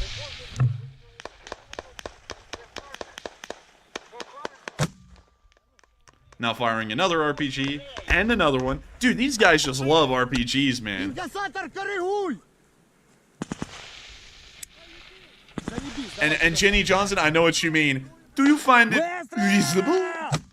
That's it. If you don't know, you don't know. If you know, you know. But anyways, when you see them continuing to fire more rounds at the Russians. Also, folks, I see a ton of y'all asking me about Ramzan Kadyrov, by the way. I'm researching that as well in the background. Apparently, he's in a bad shape. Apparently, from what I'm hearing, he may be going the way of... I don't know. We'll hold judgment. Remember, he said himself he was next. He said he was next himself. Yeah. Man, this guy's getting into it. Dude, the 3rd Brigade's got spirit. You gotta give it. You gotta give him that. While I sit there and just stutter my way through that. But wonderful to see, and I hope that we continue to watch the 3rd Brigade blast the Russians in this area and move the line, but sadly we didn't really get to see any frontline advances in Bakhmut today. However, we did see frontline advances in the area of Pervomaiskoye, Opitne, and also all the way down at Staromykhalivka. Over the past 24 hours, small advances have been made in every single direction in this front line. I don't know if Deep State UA is going to show it. Live UA did show it, but apparently Ukrainian forces were able to push this small area here at Pervomaiskoye, and they were also able to take an area somewhere around the Pisky area. So from what we understand at the moment, the Ukrainians are beginning to make some pretty decent advances in this direction, and are starting to collapse the Russian lines on all sides. At least that's the information that Live UA put out. But moving on into the only clip we got in this area, we got to see some Ukrainian infantry moving up in a firefight. Well, actually moving up through the destroyed wreckage of Russian vehicles near Opitne. And we're going to have to mute that. Is it?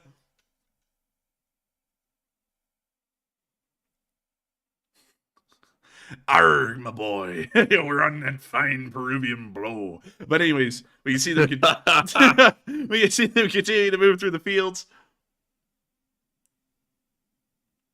And that's the end of the clip. It was a fairly short one, but showing us a little bit of what the area looks like.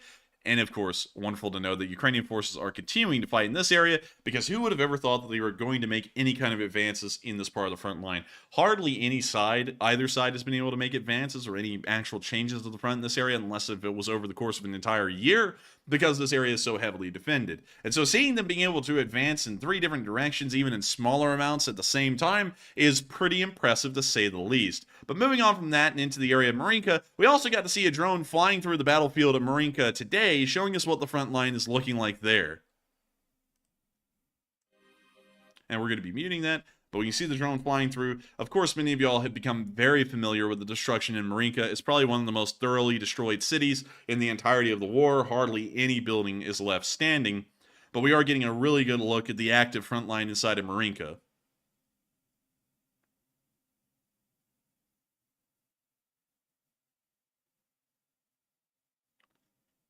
We can also see the marshes that surround Marinka, which make the fighting even more difficult, as really the only solid area of ground is in the city itself, meaning that you have to push directly through it to make it to one side or the other. You can't really conduct a maneuver victory by just moving around the village and then forcing the other side out.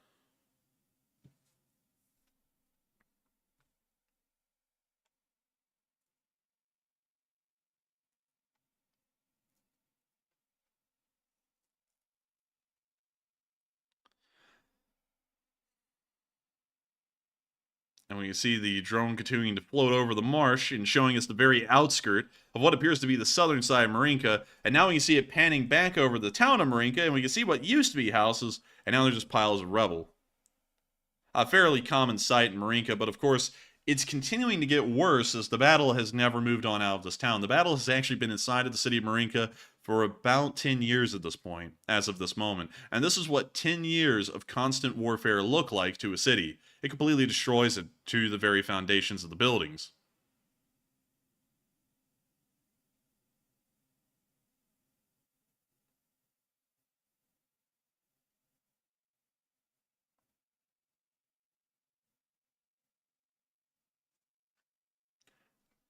You see them continuing to look at the city.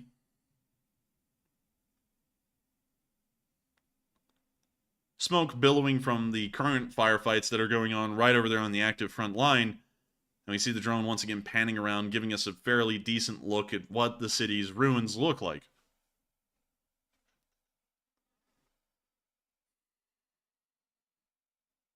It's just really bizarre to take in that this entire town once had about 20,000 people living in it, and now not a single soul lives within the city. Every single house has been destroyed. Every single major apartment block has been reduced to rubble. There's literally nothing left except for a single prefab outcropping that's maybe 2 stories tall, jutting up here and there.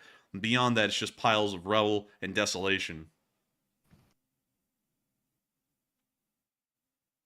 And we see the little watermark continuing to spin around like some kind of a watermill. And here comes the next watermark in just a second. And here it comes. There it goes. There's the next one. And you see the drone now taking... Send the telegram, bliat. Morse code decoders unite. Man, I'm telling you, man. Oh, man, I'm telling you. But we can see the drone now flying back over the rest of Marinka. We can see very few buildings still standing in some way. We can see smoke emanating from multiple parts of the city. And that's the end of the clip. But a very sad look at one of the most prolonged battles in the entire war since it began in 2014, showing what a prolonged 10-year war will look like in the end. But moving on from Marinka and down into the southern front, we have been hearing some very interesting news from the area of Kharkiv. Apparently yesterday, Ukrainian forces have now made it directly into the northern part of Novoprokopivka in a direct assault, and we got some video footage from that today, and so here's the clip.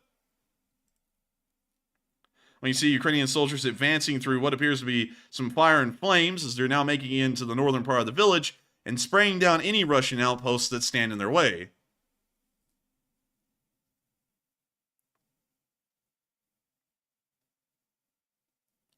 You see them continuing to fire. It looks like an absolute hellscape right on the very northern part of the village. But the Ukrainians, of course, dealing with it like absolute heroes and continuing to push forward. They're now making it into a small trench work where they will then begin to continue on into the built-up areas of Novoprokopivka.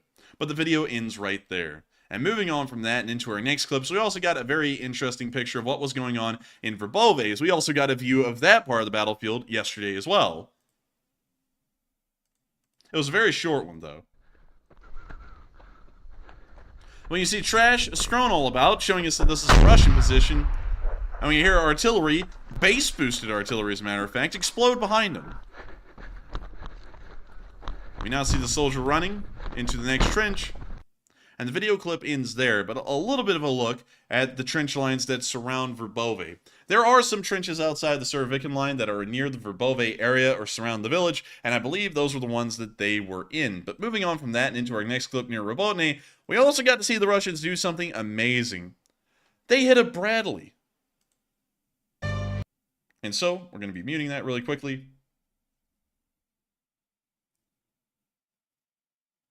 We can see the drone coming on in. And we see the Bradley right there. And the drone's about to hit. Of course, the Russian drone is about 5 miles out. So we see the drone, well, the Bradley is only like 4 pixels right there. But the drone hits it on the front glacis. But notice something interesting. No smoke was actually billowing out of the vehicle. It appears Look at that thing. Man, that thing... Goodness. Man, that thing needs some braces, I'm telling you. Good Lord. But anyway... Look at that cap it's wearing, too. Jesus got the Soviet thing on the cap. Look, an old this thing's mad. Soviet VDV soldier. But anyways... It looks like Bucky's mad cousin if it was Soviet. Oh, yeah, it kind of does. It kind of does a little bit. I see it. But one thing that's interesting to note about this clip is that no smoke was actually seen coming out of the Bradley. It only came from the explosion of the drone. And not only that, they didn't let the video clip play long enough for us to see if the drone, if the drone seriously damaged the Bradley to where it brewed up later and burned on out. So it appears that this was a grazing hit to the Bradley, and the Bradley most likely survived the hit from what we can understand in this clip. But of course, Russia propaganda at its finest. Moving on from that and on into our next clip, we also got to see another look at the frontline situation.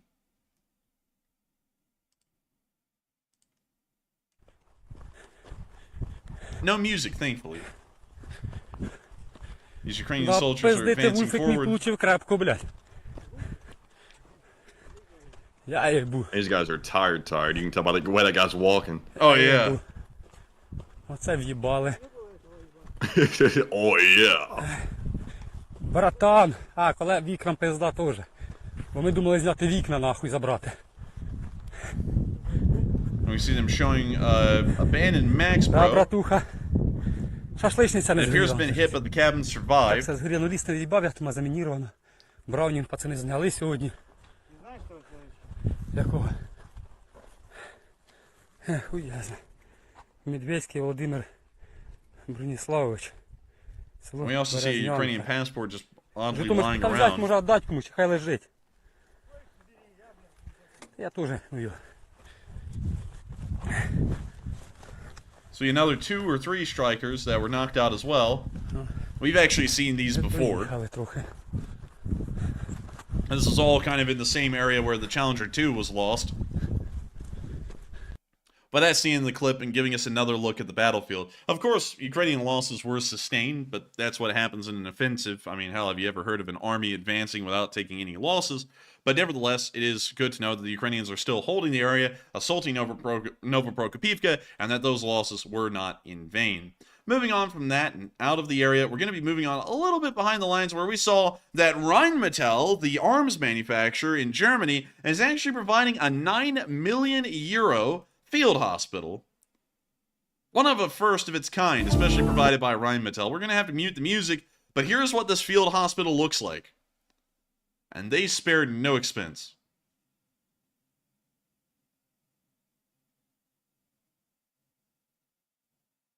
Man, those are nice. Jeez, man, those are like Lego models or something. They're like picture perfect type tents. They'll be glad to get those. Man, it's a really nice setup. It cost €9 million for its entire thing.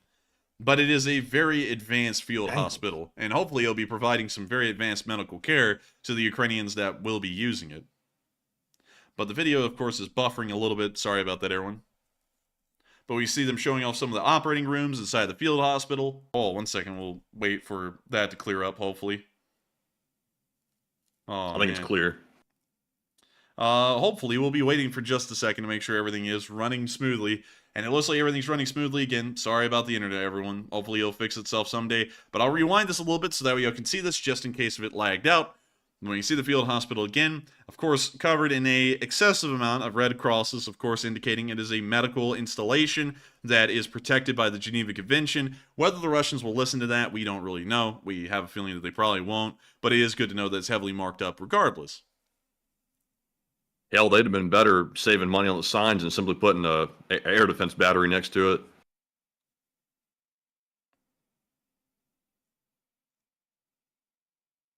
Hello? Oh, hello there. Oh, well, I was just letting your comments float out there. But we can see the trucks. We can see the entire installation again. Pretty massive hangar it's in as well. And Uncle Sam said, is this funded from Doctors Without Borders? From what I understand, no. This is actually something that Rheinmetall was commissioned to send to Ukraine by the German government. Doctors Without Borders largely operates in founded hospitals, so hospitals that already existed, or they are helping to evacuate wounded Ukrainian soldiers abroad to better medical care by their exclusive train, which is a medical train that only transports Ukrainians, wounded Ukrainian soldiers from inside of Ukraine out of the country. But moving on from that, and that neat little video, which is really cool to see, we're now going to be moving on over into the area of Slavhorod, where we saw some Leopard 2s in the 47th Brigade doing some exercises, which was really cool. They called them Leopard 2s in this video, however, but these look like Leopard 2A4s at the beginning of the video. We see the Leopard 2s moving around on the training field. And I gotta tell you, those Leopards are very nice looking. Even the Leopard 2A4s with the flat front turrets still look really good.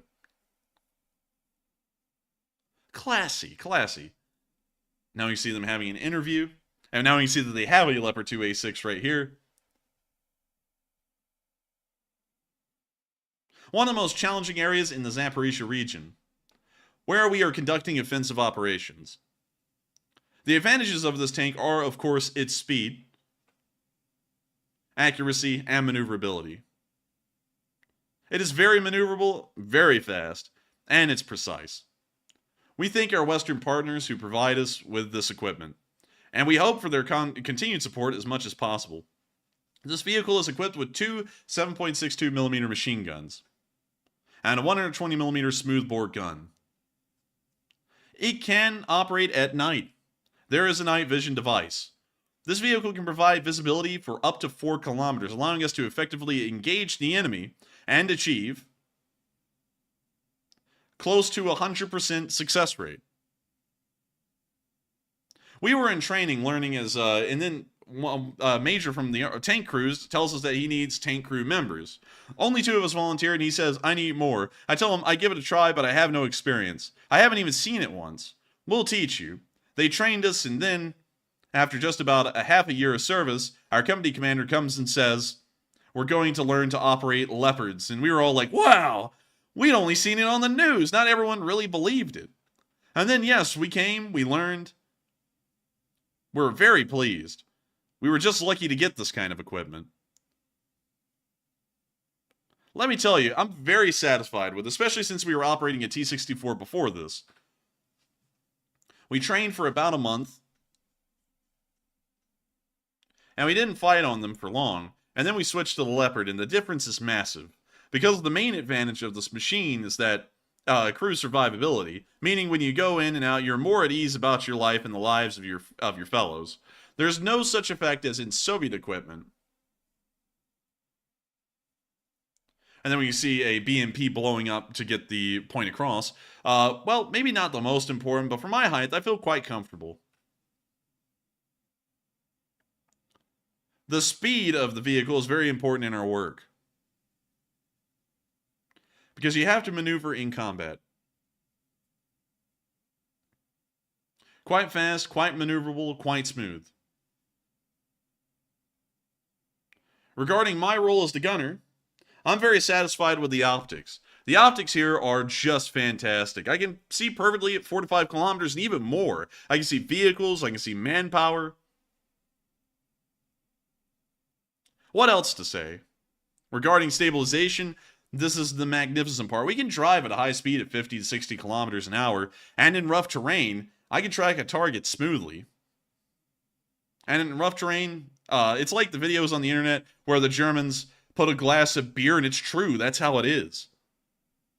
And sadly, we're going to have to end this here because there is an entire 3 to 4 more minutes of this video. It is incredibly interesting, though, throughout, and of course made by the Ukrainian Ministry of Defense, giving direct takes on these tanks by Ukrainian tankers who operate them, but very cool to see the 47th Brigade continuing to train on these vehicles to be as experienced as they can when engaging the Russians on the front line with them. Moving on from that to the area of Stapove, we got to see a convoy of Ukrainian MTLBs in this area. And we're going to be muting that. But when you see the MTLBs driving around each other, you see a whole bunch of infantry sitting on top and waiting. And I gotta say, this little MTLB here's got a nice paint job on it. It looks new, which is very rare for an MTLB, considering they were made in like the 70s, and nobody's ever really cared for them since.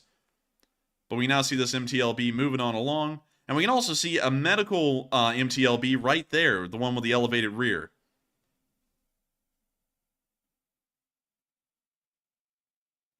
And so with that, that's the end of the clip. And really quickly, let me get rid of a bot. And moving on from that, we're now going to be moving on into the area of Zerobyanki, where we saw that a JDAM hit Russian forces.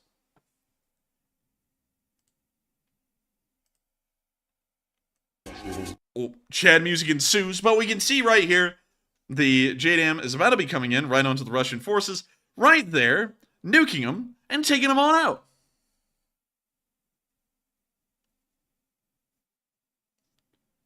I gotta say, that was a pretty impressive hit. Of course, JDAMs are somewhat of a newer weapon system. We've rarely seen them used in Ukraine, but it appears that this one was able to destroy an entire southern end of a tree line, which was very impressive, to say the least.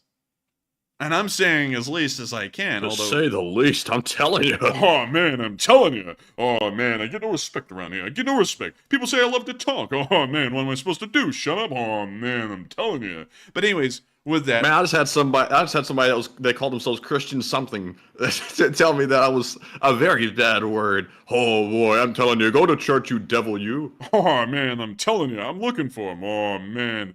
Oh man, he said Matthew didn't have IQ points. Oh man, I'm telling you, I get no respect around man, here. I'm telling you. Oh man, I'm telling you, my IQ is so low, the cops thought I was 10 miles an hour over the speed limit. Oh man, on a highway. Oh man, it's terrible. 75. Oh man, it's real bad. Oh, I'm telling you. Oh, and I'm telling you, it doesn't get any better when I come home. Oh man, I'm telling you, my family, they hate me so much that when I came home the other day, they sat there and said, hey, that bucket on top of the door, it's filled with lead. Oh, man, not even water. They couldn't even give me enough respect to have water in it. Oh, man. But anyways, oh, man, I'm telling you, the Russians, oh, they get no respect. I'm telling you, no respect at all. Oh, man, I'm telling you. The Ukrainians retook this oil rig. Oh, man, and I'm telling you, they raised their flag on it, and the Russians were crying. Oh, man. But still, moving on from the Rodney voice, very nice to see the Ukrainians were able to reclaim the oil rig in the middle of the Black Sea, and hopefully they'll be able to set up some installations on it, or really just hold it until the Russians come out and do a goofy little trick where they try and put their flag on, and then the Ukrainians have to go back out, throw their flag off, and then put their flag back on.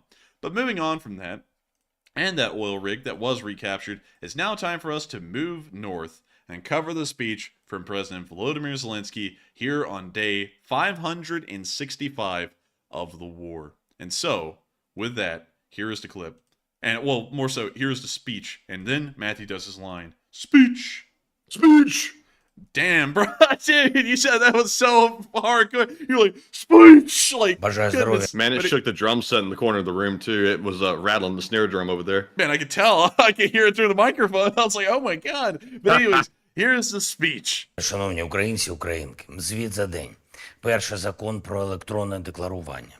Одразу, як сьогодні вранці проголосований закон надійшов з Верховної Ради, підписав вето. Очікую нове голосування із позитивом щодо негайного відкриття реєстру декларацій. Вже у вересні таке рішення має бути. як, до речі, і по законопроекту щодо ПЕПів, політично значущих персон. І це питання не лише політичної відповідальності парламенту, але й наших переговорів з Євросоюзом щодо вступу. Новий історичний крок між Україною та ЄС має відбутись цього року, і всі гілки державної влади в Україні повинні спрацювати на цей крок. Перед усіма іншими нарадами цього дня провів військовий кабінет, особливо коло учасників. Говорили лише про те, що на фронті зараз, що очікуємо на найближчий час. Посилення наших бригад, власне виробництво зброї, снарядів в Україні та постачання від наших партнерів. Важливі доповіді розвідки. Чітко бачимо, до чого реально готуються окупанти та до чого відповідно мають бути готові наші воїни. Вагоме рішення Данії є сьогодні найбільший за увесь час повномасштабної війни і вже 12-й оборонний пакет. Обсяг цього нового пакету більш ніж $800 мільйонів. За змістом саме те, про що ми домовлялись з пані прем'єр-міністром Метте Фредеріксен та її урядовою командою. Хороше посилення, дякую за нього. Сьогодні дуже продуктивно поспілкувався зі студентами університетів Нідерландів.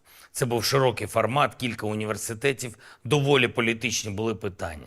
Дійсно хороша увага до України, до нашої боротьби за свободу. І велике сподівання, що ми повернемо мир всій нашій землі, всім нашим людям без виключення. Я вдячний Нідерландам і суспільству, і політичній спільноті, і тобі, Марку, пане прем'єр-міністре, особисто за таку щиру підтримку України і за віру в Україну, у наших людей. І, звичайно, наші воїни. Сьогодні є за що подякувати усім воїнам нашої 95-ї окремої бригади ДШВ, 3-я штурмова «Молодці хлопці», об'єднана штурмова бригада Національної поліції «Людь». Дякую, всі 3 бригади відзначились в боях на Бахмутському напрямку. Важливі, успішні дії. 46-та окрема аеромобільна, 47-ма окрема механізована. Дякую вам, воїни, за ваш рух вперед. 72-га окрема механізована бригада та 79-та окрема ДШВ. Дякую за надзвичайно міцний захист наших позицій. І особливо відзначу сьогодні спецпідрозділи ГУР, які виконують завдання в районі Кліщіївки та в інших надзвичайно гарячих точках. Дякую вам, хлопці. Слава Україні! And Heron Slava. And with that, I'm Heron Slava. hey, Man, I'll tell you what, I was struggling trying to unmute this mic. Man, I couldn't get it done in time. Man, Oh, dear. I'm telling you. Hey, Oh, shit. Oh, shoot. Man, he got the 9. But anyways, with that, that is the end of the halftime show. And also, it's totally fine, Matthew. I think we're just going to have to, like, consign, like, the continuity of our, like, voice chat to the nether region, because it's not working tonight. Like, regardless of what, there's lag in it. Like, it's a 10-second delay. So it's totally fine if we overtalk each other and just descend into pure chaos. But hopefully we don't.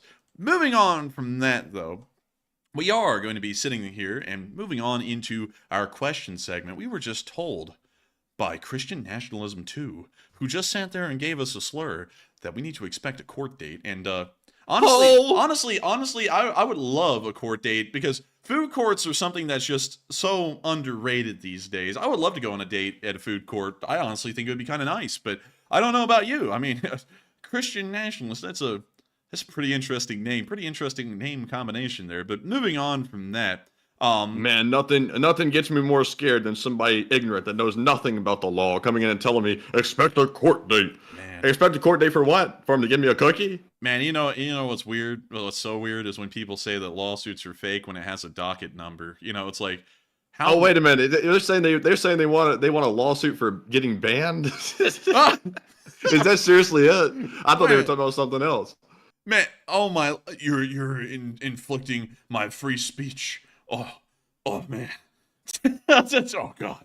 But anyways, we're moving on from that. That's just silliness. But we are going to be moving on into our polls, and y'all have been putting in some interesting comments on those tonight. So with that, what do we got, Matthew? All right, so we do have 2 more polls to address, and this one says, if Ukraine destroyed a Russian Kilo-class sub and a Rapucha landing ship, will Russia respond drastically? And we still don't have any confirmation as to whether or not the Kilo class sub has been hit, but we do know the Rapucha has been hit. It looks like 55% said yes, Russia will respond out of ego. 20% said maybe, but it's expected. Another 20% said no, Russia really can't do much, and 5% said unsure. And I'm sure that Russia will probably respond out of ego, because if both of those vessels were hit and or destroyed, that will be a big blow to Russian morale for sure. Getting close to the level of the Moskva, in my opinion, almost.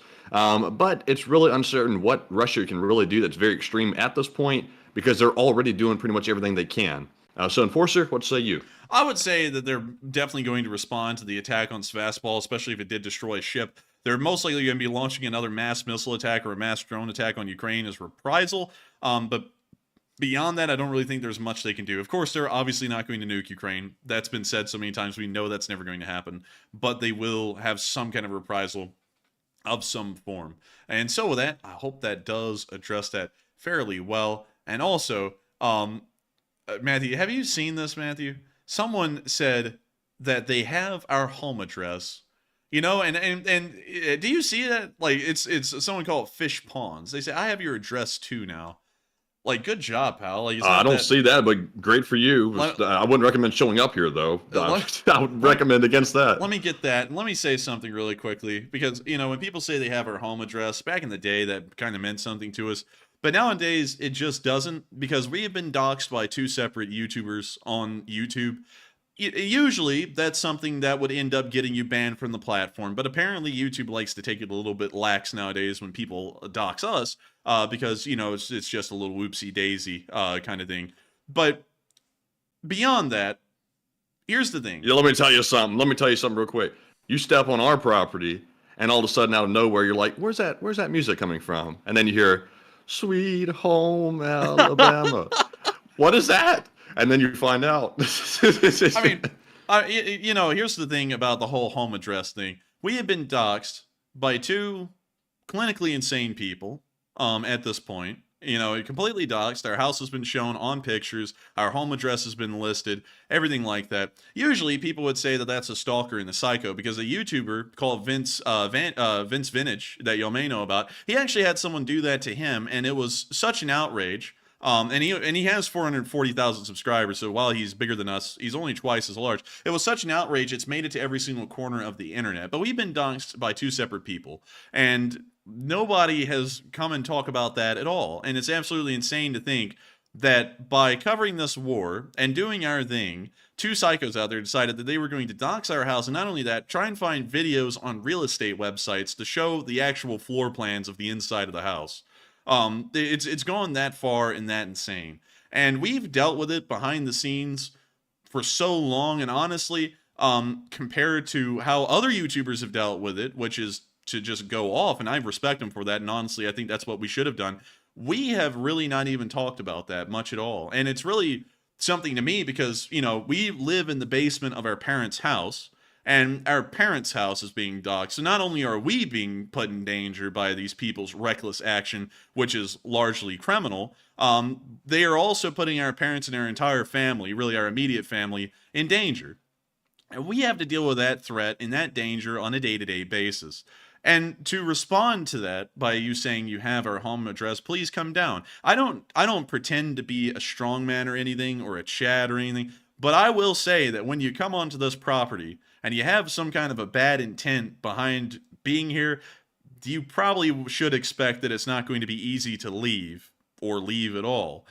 Just putting that out there for you, because I don't really take threats like that seriously. We've had so much crap that we've taken from people on the internet, and it just keeps on going. You know, now people are lying about what's even going on at the basic element, at the basic level, and it's just continuously going on. We've dealt with it for nearly a year at this point. We'll keep on dealing with it for another 3 years if we have to, because one thing I'm not into is letting bullies bully us off of the platform by trying to expose things that aren't even exposable, like how we receive super chats for support and how we do our job. I mean, at least I'm not doing memberships or other kinds of things, like that. At least we're not going around and doxing people's home addresses, which is just the lowest of the low and the scummiest of the scummy. We don't do stuff like that. We try and keep it professional. That's also why when people say stuff about us, instead of doxing them and doing absolutely insane stuff that is stalking and criminal, we end up filing lawsuits instead, because what they say is damaging our reputation to all of y'all and a whole bunch of people that don't even know us. And then they continue on. And then after that, after we get in a fight with them today, which Matthew was largely the one getting in the fight with them because they continue to say lies, then they want to go and publish a video saying that it's all over, although they haven't even talked to us at all today, to try and bring an end to it. They just sit there and go, oh, it's over.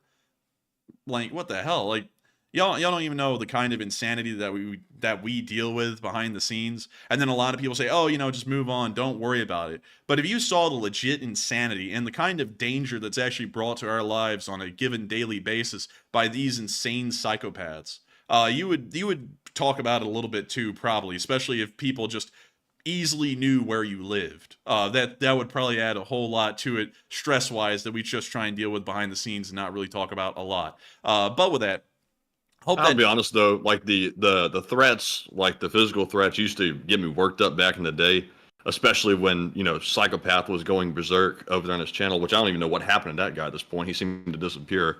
But now, really, to be honest, if somebody is stupid enough to go and put a physical threat in a live chat on YouTube, and they're that dumb, they're not going to do anything. They're just running their mouth. They're a keyboard warrior.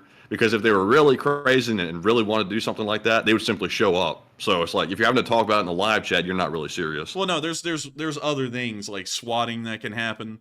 Like one thing I know was swatting, and I know that this is a definitive certainty, is that if we get swatted, our corgis will probably end up getting shot, because that's usually what happens in swatting, is that the dogs just get shot because the cops don't want to deal with dogs. And we can end up with actual damages, not only physically but emotionally, if people want to carry through on that information. Nobody has so far, but it is still something that, while we've gotten used to it, when you really sit back and think about it for a moment, there are nuts out there who know what doxing means. It means that you're hoping that people go to our house and kill us or do something along those lines. And people just casually come in here now, and we just deal with it like it's a normal thing when people say, oh, I have your home address. It's just insane, and it's sickening. And what's even worse is that these people have a following out there that actually believe they're the right ones and the righteous ones when they're doing things that are so low down and scummy that when it happened to someone else on the platform, hell, Moist Critical with 11 million followers went and talked about it, because it's just such a scummy and low down thing to do, to harass people and then dox them to thousands of people or as many people as you can and try and make them fear for their lives. We don't fear for our lives, a lot. Every once in a while I sit there and think about it though, and I'm like, well, this is a pretty grave situation, but it's still just incredibly aggravating and just annoying and tiresome to deal with. But anyways, with that, we are on to the next one. All right, and moving on to our next poll. This one says, yesterday, Ukraine retook Black Sea oil rigs from Russia and fought off MiG fighter jets. And what are your thoughts? 62% said that's a huge victory for Ukraine. 23% said it's a good mixture of 1 and 4. And 10% said it's basically a photo op for Ukraine. And 5% said unsure.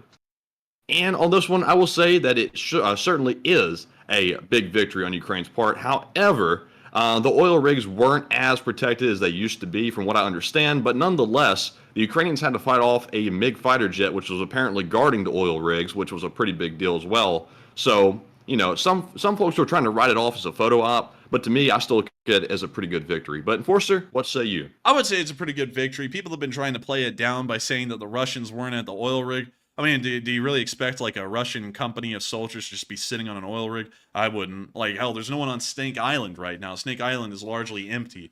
So I didn't. Island. Snake Island. Stank Island. That thing got that stunky. But I would say it was an achievement. It's a victory, regardless of how you look at it. And hopefully the Ukrainians will be able to hold it, or at least control it for a while before the Russians try and go back out there and raise their flag on it again. But with that, I hope that does address that fairly well. And we are on to the next one. All right. And with that being said, we're moving on to our Super Chat questions yet again. And our first one goes to Hi Laventua. who puts in a $50 donation. And thank you very much, Hi, for that support. And I believe that is their first ever support of the channel. So big thanks to you for that. And they said pizza. And pizza. Man, legend. First time supporting one word pizza. Man, that is legendary right there. And I got to thank you so much once again for the support and helping this channel to keep on running. And thank you for supporting this channel for the first time ever. Your support helps us to keep this thing going, helps us to be able to keep this thing running. And if it wasn't for folks like you, Hi LaVenture, who decided to support this channel, we wouldn't be able to make this thing possible. You know, and this is something else that goes on out there. We don't have, like, I don't even know how to address that one, but I do thank you so much once again for the support and helping the channel to keep on running. And Matthew, I'm not giving anyone any ideas, because I've been told about 3 times that people have been throwing that around out there, and it's well known that it's kind of an idea. But anyways, I do thank you for the support, because you help us to keep the channel running. You help us to be able to pay rent. You help us to be able to, you know, go to school, get gas, pay the bills, everything we have to do. And I gotta thank you so much once again for the support and helping the channel to keep on running, because folks like you are making this thing possible. And if it wasn't for folks like you who help this channel to keep on running, we wouldn't be able to be here every single night. And I've got to thank everyone who supports the channel, and everyone who sends in the super chat, because it's really the only way, it is the only way, as a matter of fact, that we are able to support this channel and make it our full-time job. And everyone who continues to support this channel is helping us to be on air. I know I say that so much that it doesn't really seem like it, but if the support did dry up one day, our channel would largely dry up as well, because y'all are what make this possible and what make it able for us to do as a job. And so with that, thank you so much once again for the support, and I hope that does address that fairly well, and we will make sure to get some good pizza. And with that, we are on to the next one. And the next one is yet another super chat from BC Skyman, and thank you very much, BC, for the second large support of the night. He throws in a 50 and says, Pakatang live chat question, please, and Slav Ukraine, and awesome job, guys. And BC, thank you very much. And also, I did grab Pakatang's super chat question, or excuse me, live chat question, and it says, has the combined contributions of EU countries equal or surpass the contributions from the U.S.? No. From what we understand, EU contributions are a good bit less than the support that the United States has given. The United States leads the way in every single kind of support to Ukraine. The Europeans are a good bit behind combined. Let me see if I can get a Ukraine aid chart, U.S. versus EU. Let me see if I can get a chart here that shows that. So let's see. This is up to the 15th of January in 2023, but it gives you a fairly good idea of how far ahead the United States is when you combine the rest of Europe, or really everyone else in the world. We're way far ahead in military support, economic support, and every other way. And also here's another one. This one is from the 24th of January up to the 15th of January 2023, and we can see that while the European Union has provided a good amount of financial aid, all of the aid that the EU has put in combined, and if you even throw in some of the larger countries that are in the EU, like the United Kingdom, Germany, Poland, France, the Netherlands, and Norway, it still would probably only equal up to, or just eke right on into the military, and then a little bit of the financial aid that the United States have provided over that amount of time. And this chart hasn't really changed much over the entirety of this year. The support has still been way ahead of really every other country or even the European Union out there, so they haven't even really got close. And this is something that's a bit of a touchy topic for some people, because a lot of people want to say, oh, you know, well, it's not a pissing contest. And I believe it should be, because why in the world would we want less support to go to Ukraine just so that way people feel like they're on the same level? I mean, the United States is blowing the European Union out of the water, and the European Union combined economically isn't really that far off in terms of spending power from the United States. I mean, the European Union has a GDP that is the size of the People's Republic of China. It's around $19 trillion. So, and the United States' GDP is $21.7 trillion. So they're not that far off. So there shouldn't be that big of a spending disparity where the entirety of the European Union only makes up about half of what the U.S.'s spending is. We should be trying to have a competition in between the EU and the US to see how much can be given to Ukraine, because the more that gets to Ukraine through that healthy competition, the better the Ukrainians will be able to fare in this war. But with that, I hope that does address that fairly well. And thank you so much once again for the support, BC Skyman, and helping this channel to keep on running. I hope you enjoyed our answer to Packatane's live chat. And thank you so much for saying we're doing an awesome job at helping this channel to keep on running, because folks like you make this thing possible. And so thank you so much once again. Hope that does address that fairly well. And with that, we are on to the next one. All right, and the next one goes to Duncan VR, who puts in a $30 donation. And thank you very much, Duncan, for that support. And he puts in the animal noises. And he says, Bamuba, Baba, Don Baba, Don Baba, Don Baba, Don Mumu, Don Baba, Don Meow, Moo, Don. Kermit said Enforcer's favorite German word. Baba, Just like the Lycan. Oh, man. That's a damn, son. Don. Kermit went to see Steven Seagal in Moscow. Baba, Don, Mumu, Ba Woof. And that is all, folks.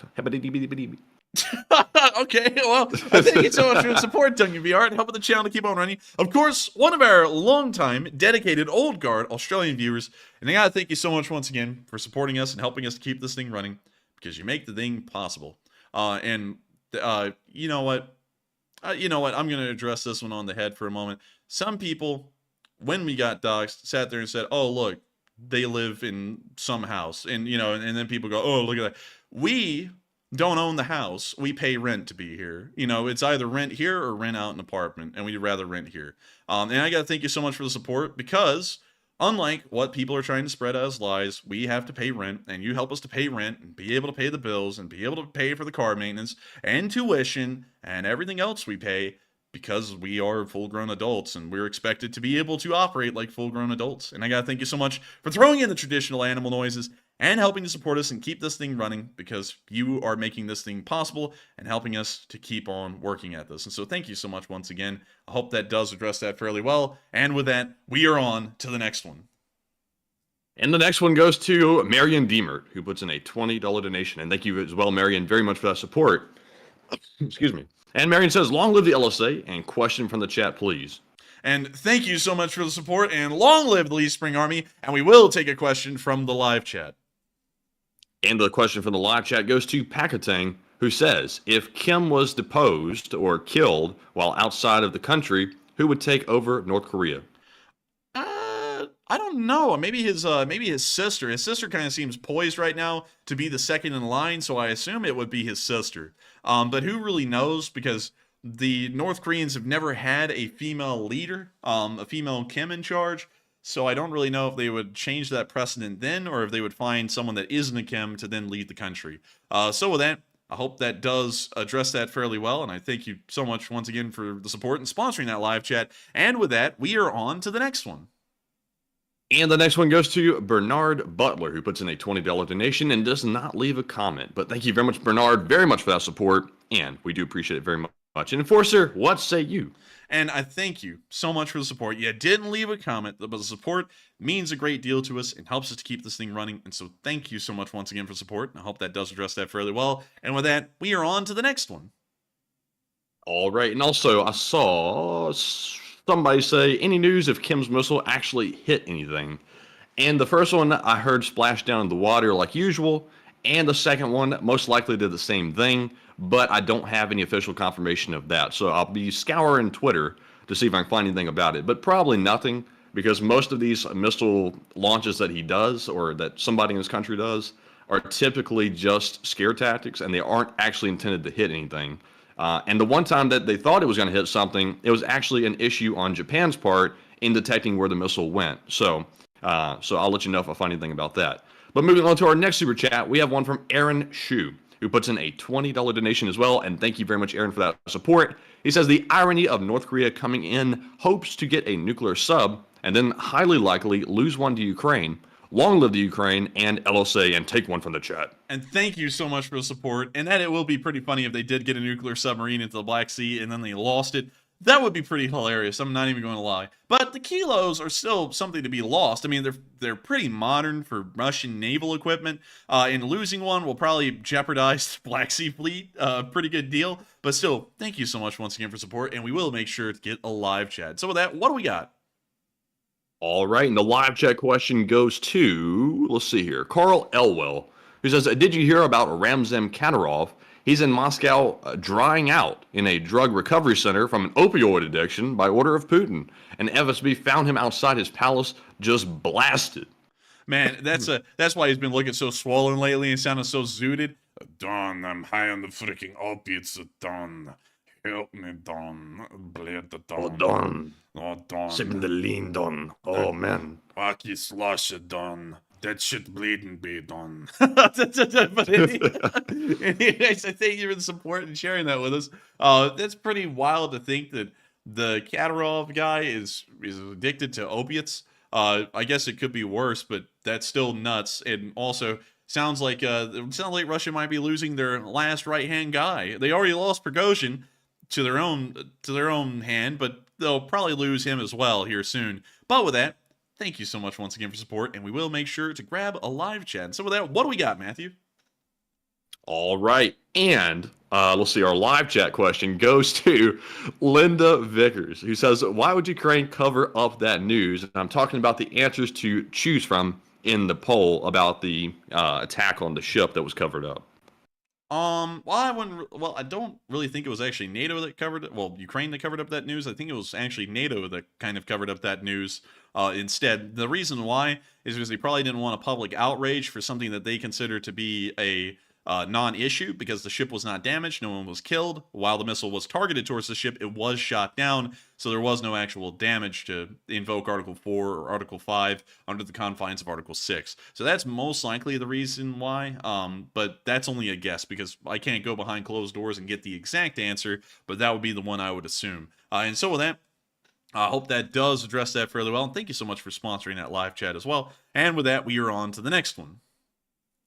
All right, and our next super chat goes to, if my computer would load, goes to Bernard Butler yet again, who put in another $20 donation. And thank you very much, Bernard, once again for that support.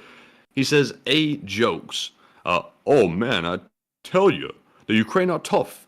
I saw him shoot 3 warning shots into the Russian fighter. No respect. Slava Ukraine. Oh man, I'm telling you. Oh man, the Russians get no respect around here. They shot up 3 warning shots at the Russian plane. The Russian plane was the first fine meal it's ever had. Oh man, I'm telling you. So thank you for the support and helping the channel keep on running. I hope you enjoyed that fairly well, because people do like the little Rodney here and there. So hopefully you enjoyed that, because I try and do voices fairly well. Sometimes they're okay, but that one, the Rodney Dangerfield, you just can't beat it. It sounds just like him. So you either love Rodney or hate him. But still, thank you so much for the support, Bernard, and helping this channel to keep on running, because folks like you make this thing possible. And so with that, oh man, I'm telling you. And with that, we are on to the next one. All right, and our next super chat goes to Murray Peacock, who puts in a $20 donation as well. He says, for Freedom Seeds, and stop giving those guys your attention. And have you heard anything about early delivery of U.S.-built airframes to Ukraine? And I thank you so much for the support, Murray. And Matthew, that's like the Murray from Joker, you know? Like, what do you like that Murray? I think it's Murray. No, it's Murray. It's Murray. It's not Murray, because Murray would be M-U-R-R-Y. Well, yeah, it's M-U-R-R-Y. His is Murray, which is M-U-R-R-A-Y. But still, I thank you so much for the support, Murray, and helping the channel to keep on running. And thank you for supporting the Freedom Seeds Fund. I do enjoy a good bit of ammunition. I do like ammunition. My favorite is 545 by 39. That might give you an idea of what I have. But still, thank you so much once again for the support. And I would stop giving those people attention. Well, we largely don't even give them attention. We don't even address them by name. But the thing is that the statements they make, people actually believe, a small group of people actually believe. And it's impacted a lot of stuff that we've physically seen, like our ability to run fundraisers. Like, you know, while raising $8,000 is good, back in the day, we used to be able to average around $10,000 to $12,000 per fundraiser. It's also affected our actual super chat income, you know, and people sit there and go, oh, look, you know, oh, look at the life they live. Oh, look, they don't need to support. But then they don't even think we actually have to pay bills. You know, we don't live life on easy street. We have to pay for everything. We pay for college tuition. We pay for rent. We pay for everything, you know. And so when our income is actually affected because of lies, it's something that we actually focus on, because we sit there and go, it's becoming harder to finance everything, because of bold-faced lies, like the lies that were put out today about the lawsuit ending, which didn't even happen. We didn't even agree to that. We hadn't even talked to the guy about that, and then he just goes out there and lies about that, and then lies about sending our drone over there, which that is not our drone. You know, everything else. And that's why we keep on focusing on it, is because people are believing these bold-faced lies. If no one believed the lies, we wouldn't have to continuously try and address the lies every once in a while, but lies continuously are put out, and then people want to believe them. Like, you know, I don't even think I have to go through all of the lies at this point. Y'all have been around for each and every one of them for the most part, so hopefully y'all know. But I'd still thank you for the support, Murray, and we try not to as much as we can. But when people lie on us constantly and people, for some reason, just want to choose to believe it, it becomes a bit of an issue. But still, thank you so much once again. And I haven't heard about the delivery of F-16s to Ukraine yet. I believe that's going to be happening early next year, but that's what we're getting right now. We're not entirely sure if that is an accurate timetable, though. But with that, thank you so much once again for supporting Murray Peacock and helping this channel to keep on running, and I hope that does address that fairly well. And thank you so much once again for the support. All right, and with that being said, we're moving on to our next Super Chat question. And we have one from Lewis Bryant, who puts in a 10 and says, have you guys heard of affidavit of non-prosecution? My case is self-defense. However, I did 7 days in the Dallas County Jail, even though my roommate told the cops he didn't want to press charges. Off topic. And I'll be straight up honest with you, Lewis. I have never heard of an affidavit of non-prosecution. I'm assuming that is when someone does not want to press charges against someone. However, that can be told verbally as well, to my understanding.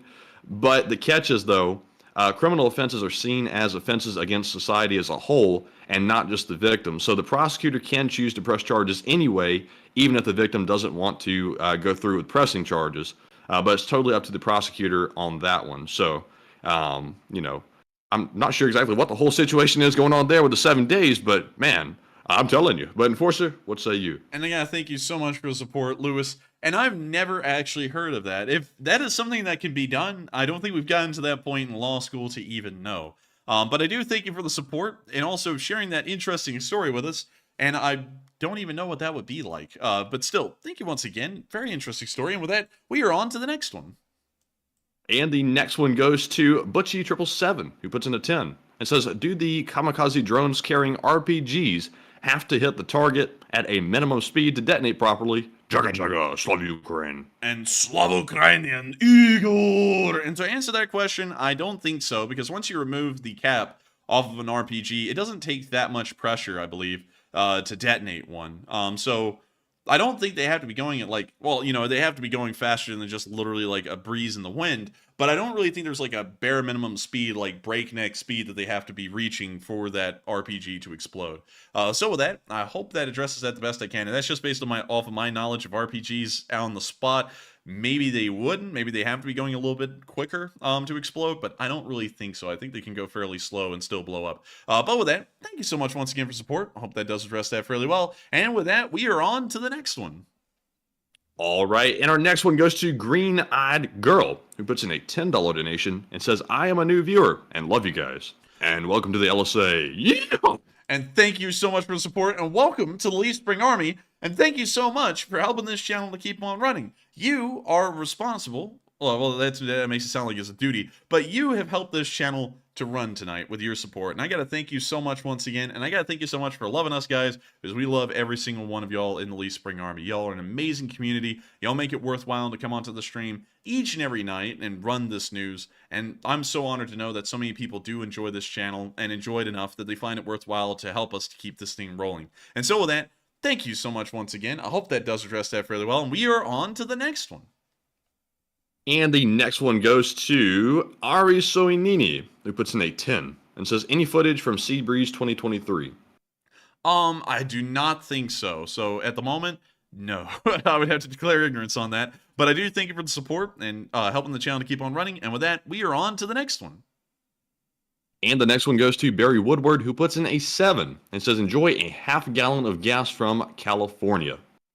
Half gallon. Oh, hey, I see what they did there. $7, half gallon of gas. Oh, man. But I do thank you so much for the support. Thank you for getting us a half gallon of gas. That's almost correct these days. I mean, gas has just gotten so expensive. I think it's back up in our area to like $4.70 a gallon. So it's just getting brutal out there to afford gas, especially when you have to drive all the way to law school every day and it's an hour commute. It's very expensive. But I do thank you so much for the support and helping this channel to keep on running and getting us a little bit of gas. And so with that, hope that does address that fairly well. And we are on to the next one. And the next one goes to Thomas Kruger, who puts in a 5 and says, Enforcer Matt, do you think that the DPRK Russian summit could be a cover for China to funnel arms to Russia? And I would have to say yes to your question right there. I personally think it is. The Enforcer does not think it is.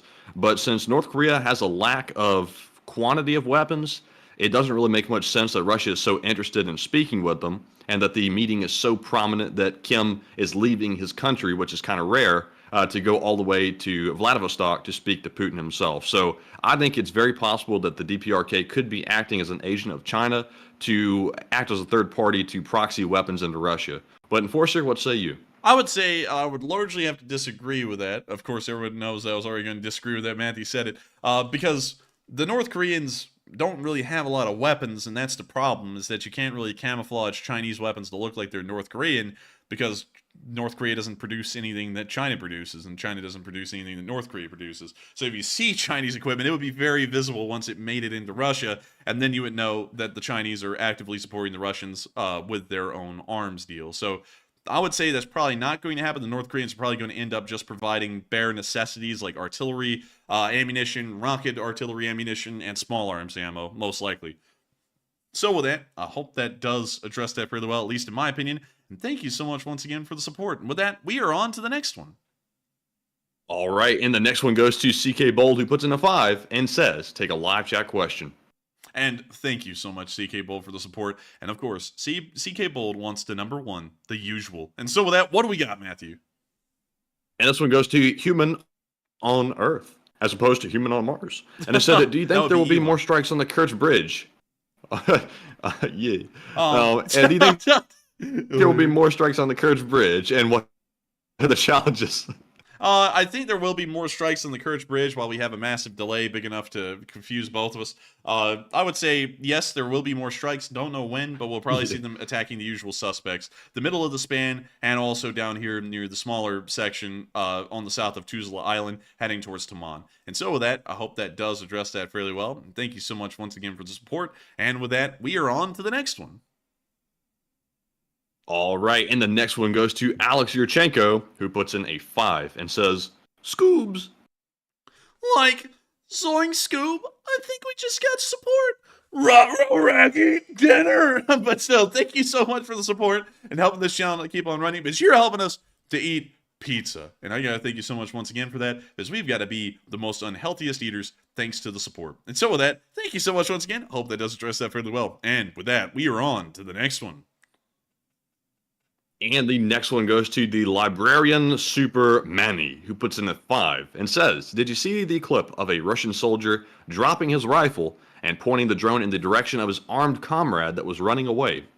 No, I have not seen that. That would actually be pretty insane. I'm going to have to look around for that one, but I do thank you for the support and sharing that info with me, because that's a video I'm going to have to track down and try and find. But with that, thank you so much once again for support. I hope that does address that fairly well. And with that, we are on to the next one, and the next one is Margaret Hemsley. Take it away, Matthew. And Margaret Hemsley puts in a 5, and don't leave yet, Margaret, because your super chat is being read off right now. And Margaret says, you have a drum kit, Matthew, and nice, and use this to buy an unusual rhythm instrument. Enjoy, as you always have that beat, and take a live chat question. And I do have a drum set in the corner of my office over here. It's about, I think, 7 or 8 years old. I used to play it in high school when I could actually play the drums. I really can't play it anymore. I used to be decent, though, back in the day, but you wouldn't be able to tell that from today because I'm trash at it now. Kind of lost that skill. But thank you very much, Margaret, for the support and an unusual rhythm instrument. I'll have to give that one some thought. Hurdy-gurdy. But we will grab a live chat question. Oh, hurdy-gurdy. That's definitely unusual. But anyways, a live chat question, while I have a massive voice crack there, goes to WNNR 1957, who says, what country would Putin most likely defect to? Would it be China, North Korea, Cuba, Brazil, etc.? And it might be a good poll question, and your thoughts.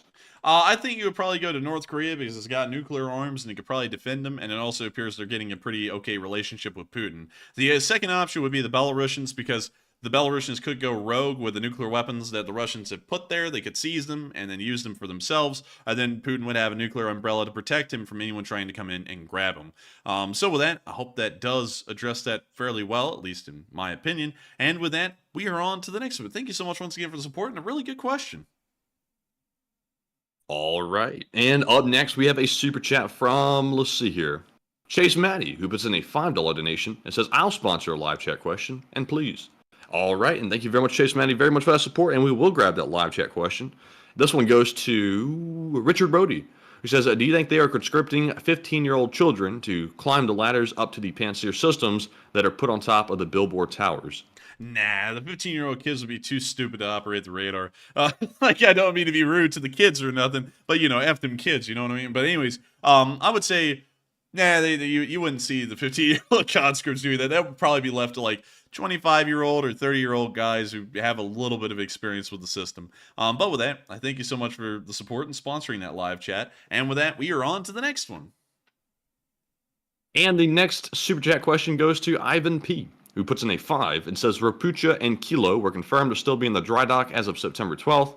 Reports on Twitter is the Kilo was damaged or destroyed. From what we understand, that is largely what we're going with as well. There's a Rapucha-class carrier there, landing ship, and also there is the Kilo-class submarine, if I can find that dry dock again. And I can't really find it. I don't know why. Like, we found it earlier. Where the hell is it? Where the hell did it go? Where did you come from? Where did you go? Where did you come from, Cotton Eye Joe?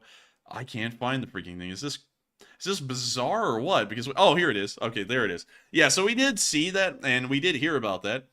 So it may be there. It may be damaged, but we're going to have to wait for more pictures to come out so that way we can confirm whether the Kilo-class submarine was lost or not. But still, I thank you so much for the support and sharing that with us. I hope that does address that fairly well. And with that, we are on to the next one. All right, and up next we have a $2 super chat from Cody D362, who says, Slav Ukraine and Herom Slava. And Slava Ukraini and Herom Slava. And thank you so much for the support and helping us to continue to be able to cover the news of the war in Ukraine. And so with that, thank you once again, and we are on to the next one. And we are moving on to our live chat questions. We are fresh out of super chats. So once again, thank you all very much for helping to support the channel. And up first, we have our Morse code decoders of the stream. We have Cliff Simonson, Mark Hodges, Earl Bernew, Paul Schultz, and Tight Lines LSO. They said, hi, LSAers. Tonight's Morse code cipher is, to the brave soldiers who continue to fight on, Slav Ukraine and long live the LSA. And that's the sound of money. And y'all got that dead on the nail. That is exactly the Morse code message of the night. And I gotta say, I'm very impressed to see that y'all were able to once again get that Morse code message correct on the 565th day of the war. And so congratulations for that once again. And with that, we are on to the next one. All right, and the next one is a live chat question. This one goes to Shine W, who says, it's reported that Sevastopol has been hit. And we did learn about that earlier, and we're still getting some news about it right now. So in honor of your live chat question, I shall check Twitter to see if there's a new update on it. And real quick, while it goes right here, we see that OSINT Technical has put out an update. Very informative. It says the Russian MOD just confirmed that 2 ships undergoing repairs at the Sevastopol shipyard dry docks were damaged in a Ukrainian strike. They don't specify which one, I don't think. Let's see. Hold on. Let's see. Yeah, they don't specify which ones were hit, but we did see that the Robucha, or whatever it was called, that landing ship was on fire and damaged. We know that one was hit, but they don't mention the Kilo-class sub. I'm not seeing anything else about that. Let's see here. Russia's being very vague about it. So with them being that vague, I wouldn't doubt that maybe the sub was damaged, or otherwise they would have simply told us that it was nothing significant that was hit. So by that vague statement, I have some hope that it was hit. But Enforcer, what say you? I would say it's most likely hit, considering that they said there were 2 ships there. That would align with the Kilo class being in one dry dock and the Rapucha being in the other. So it sounds like both of them may have been hit and damaged in that attack. And so with that, I hope that does address that fairly well, and I hope that does address that live chat fairly well. And we are going to be answering 3 more live chats and then rounding out tonight's stream. We have to get up incredibly early in the morning, around 5:30, and so that means we'll probably get about 4 hours of sleep each, and then we go through the whole day all over again. And so with that, we are on to the third to last question of the night. And this one goes to Pale Rider, who says, when is Sweden going to be accepted into NATO? I believe that's currently in the works right now. If it takes as long as it took Finland, maybe a few more months, but I believe it'll probably be happening by the beginning of next year, probably around February or March at the latest. And so with that, I hope that does address that fairly well, and we are on to the second to last question of the night. And this one goes to Aiden Powell, who says, what happened to that NATO exercise in the Black Sea? It apparently went on without a hitch, and nothing really happened, from what we understand. That started yesterday, and I believe it was supposed to go on until the 13th, so far, so good. Nothing has happened, and nothing is of note, so that's pretty good to know. But with that, I hope that does address that fairly well, and we are on to the final question of the night. And so, who is the lucky last person to throw in the lucky last question of the night? And that viewer is Riddle Me This, who says, can you ask the Enforcer his opinion on the M1A3? The M1A3. Well, let me go pull that up real quick. M1A3. The M1A3 Abrams, globalsecurity.org, the future tank.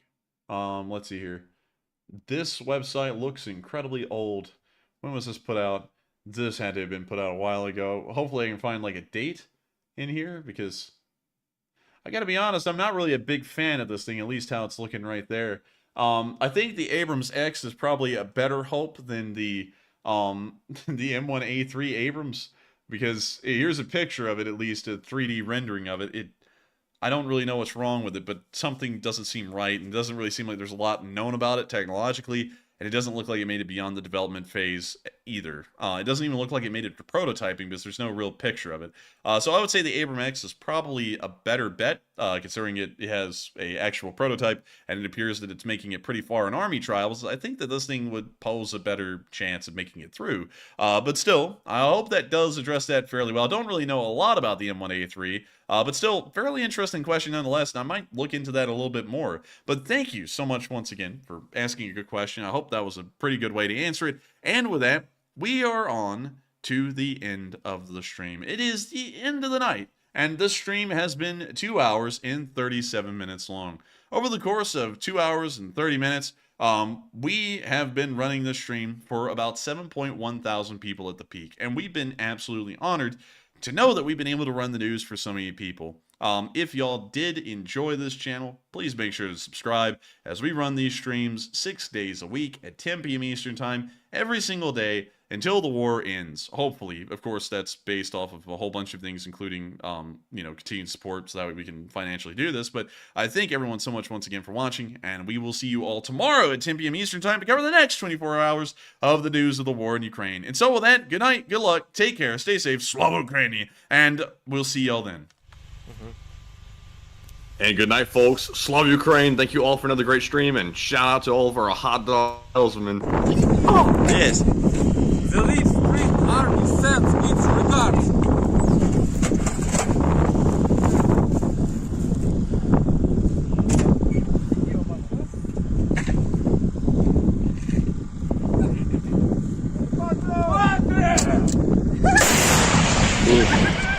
Русский военный корабль. Предлагаю сложить оружие и сдаться. Русский военный корабль, иди нахуй.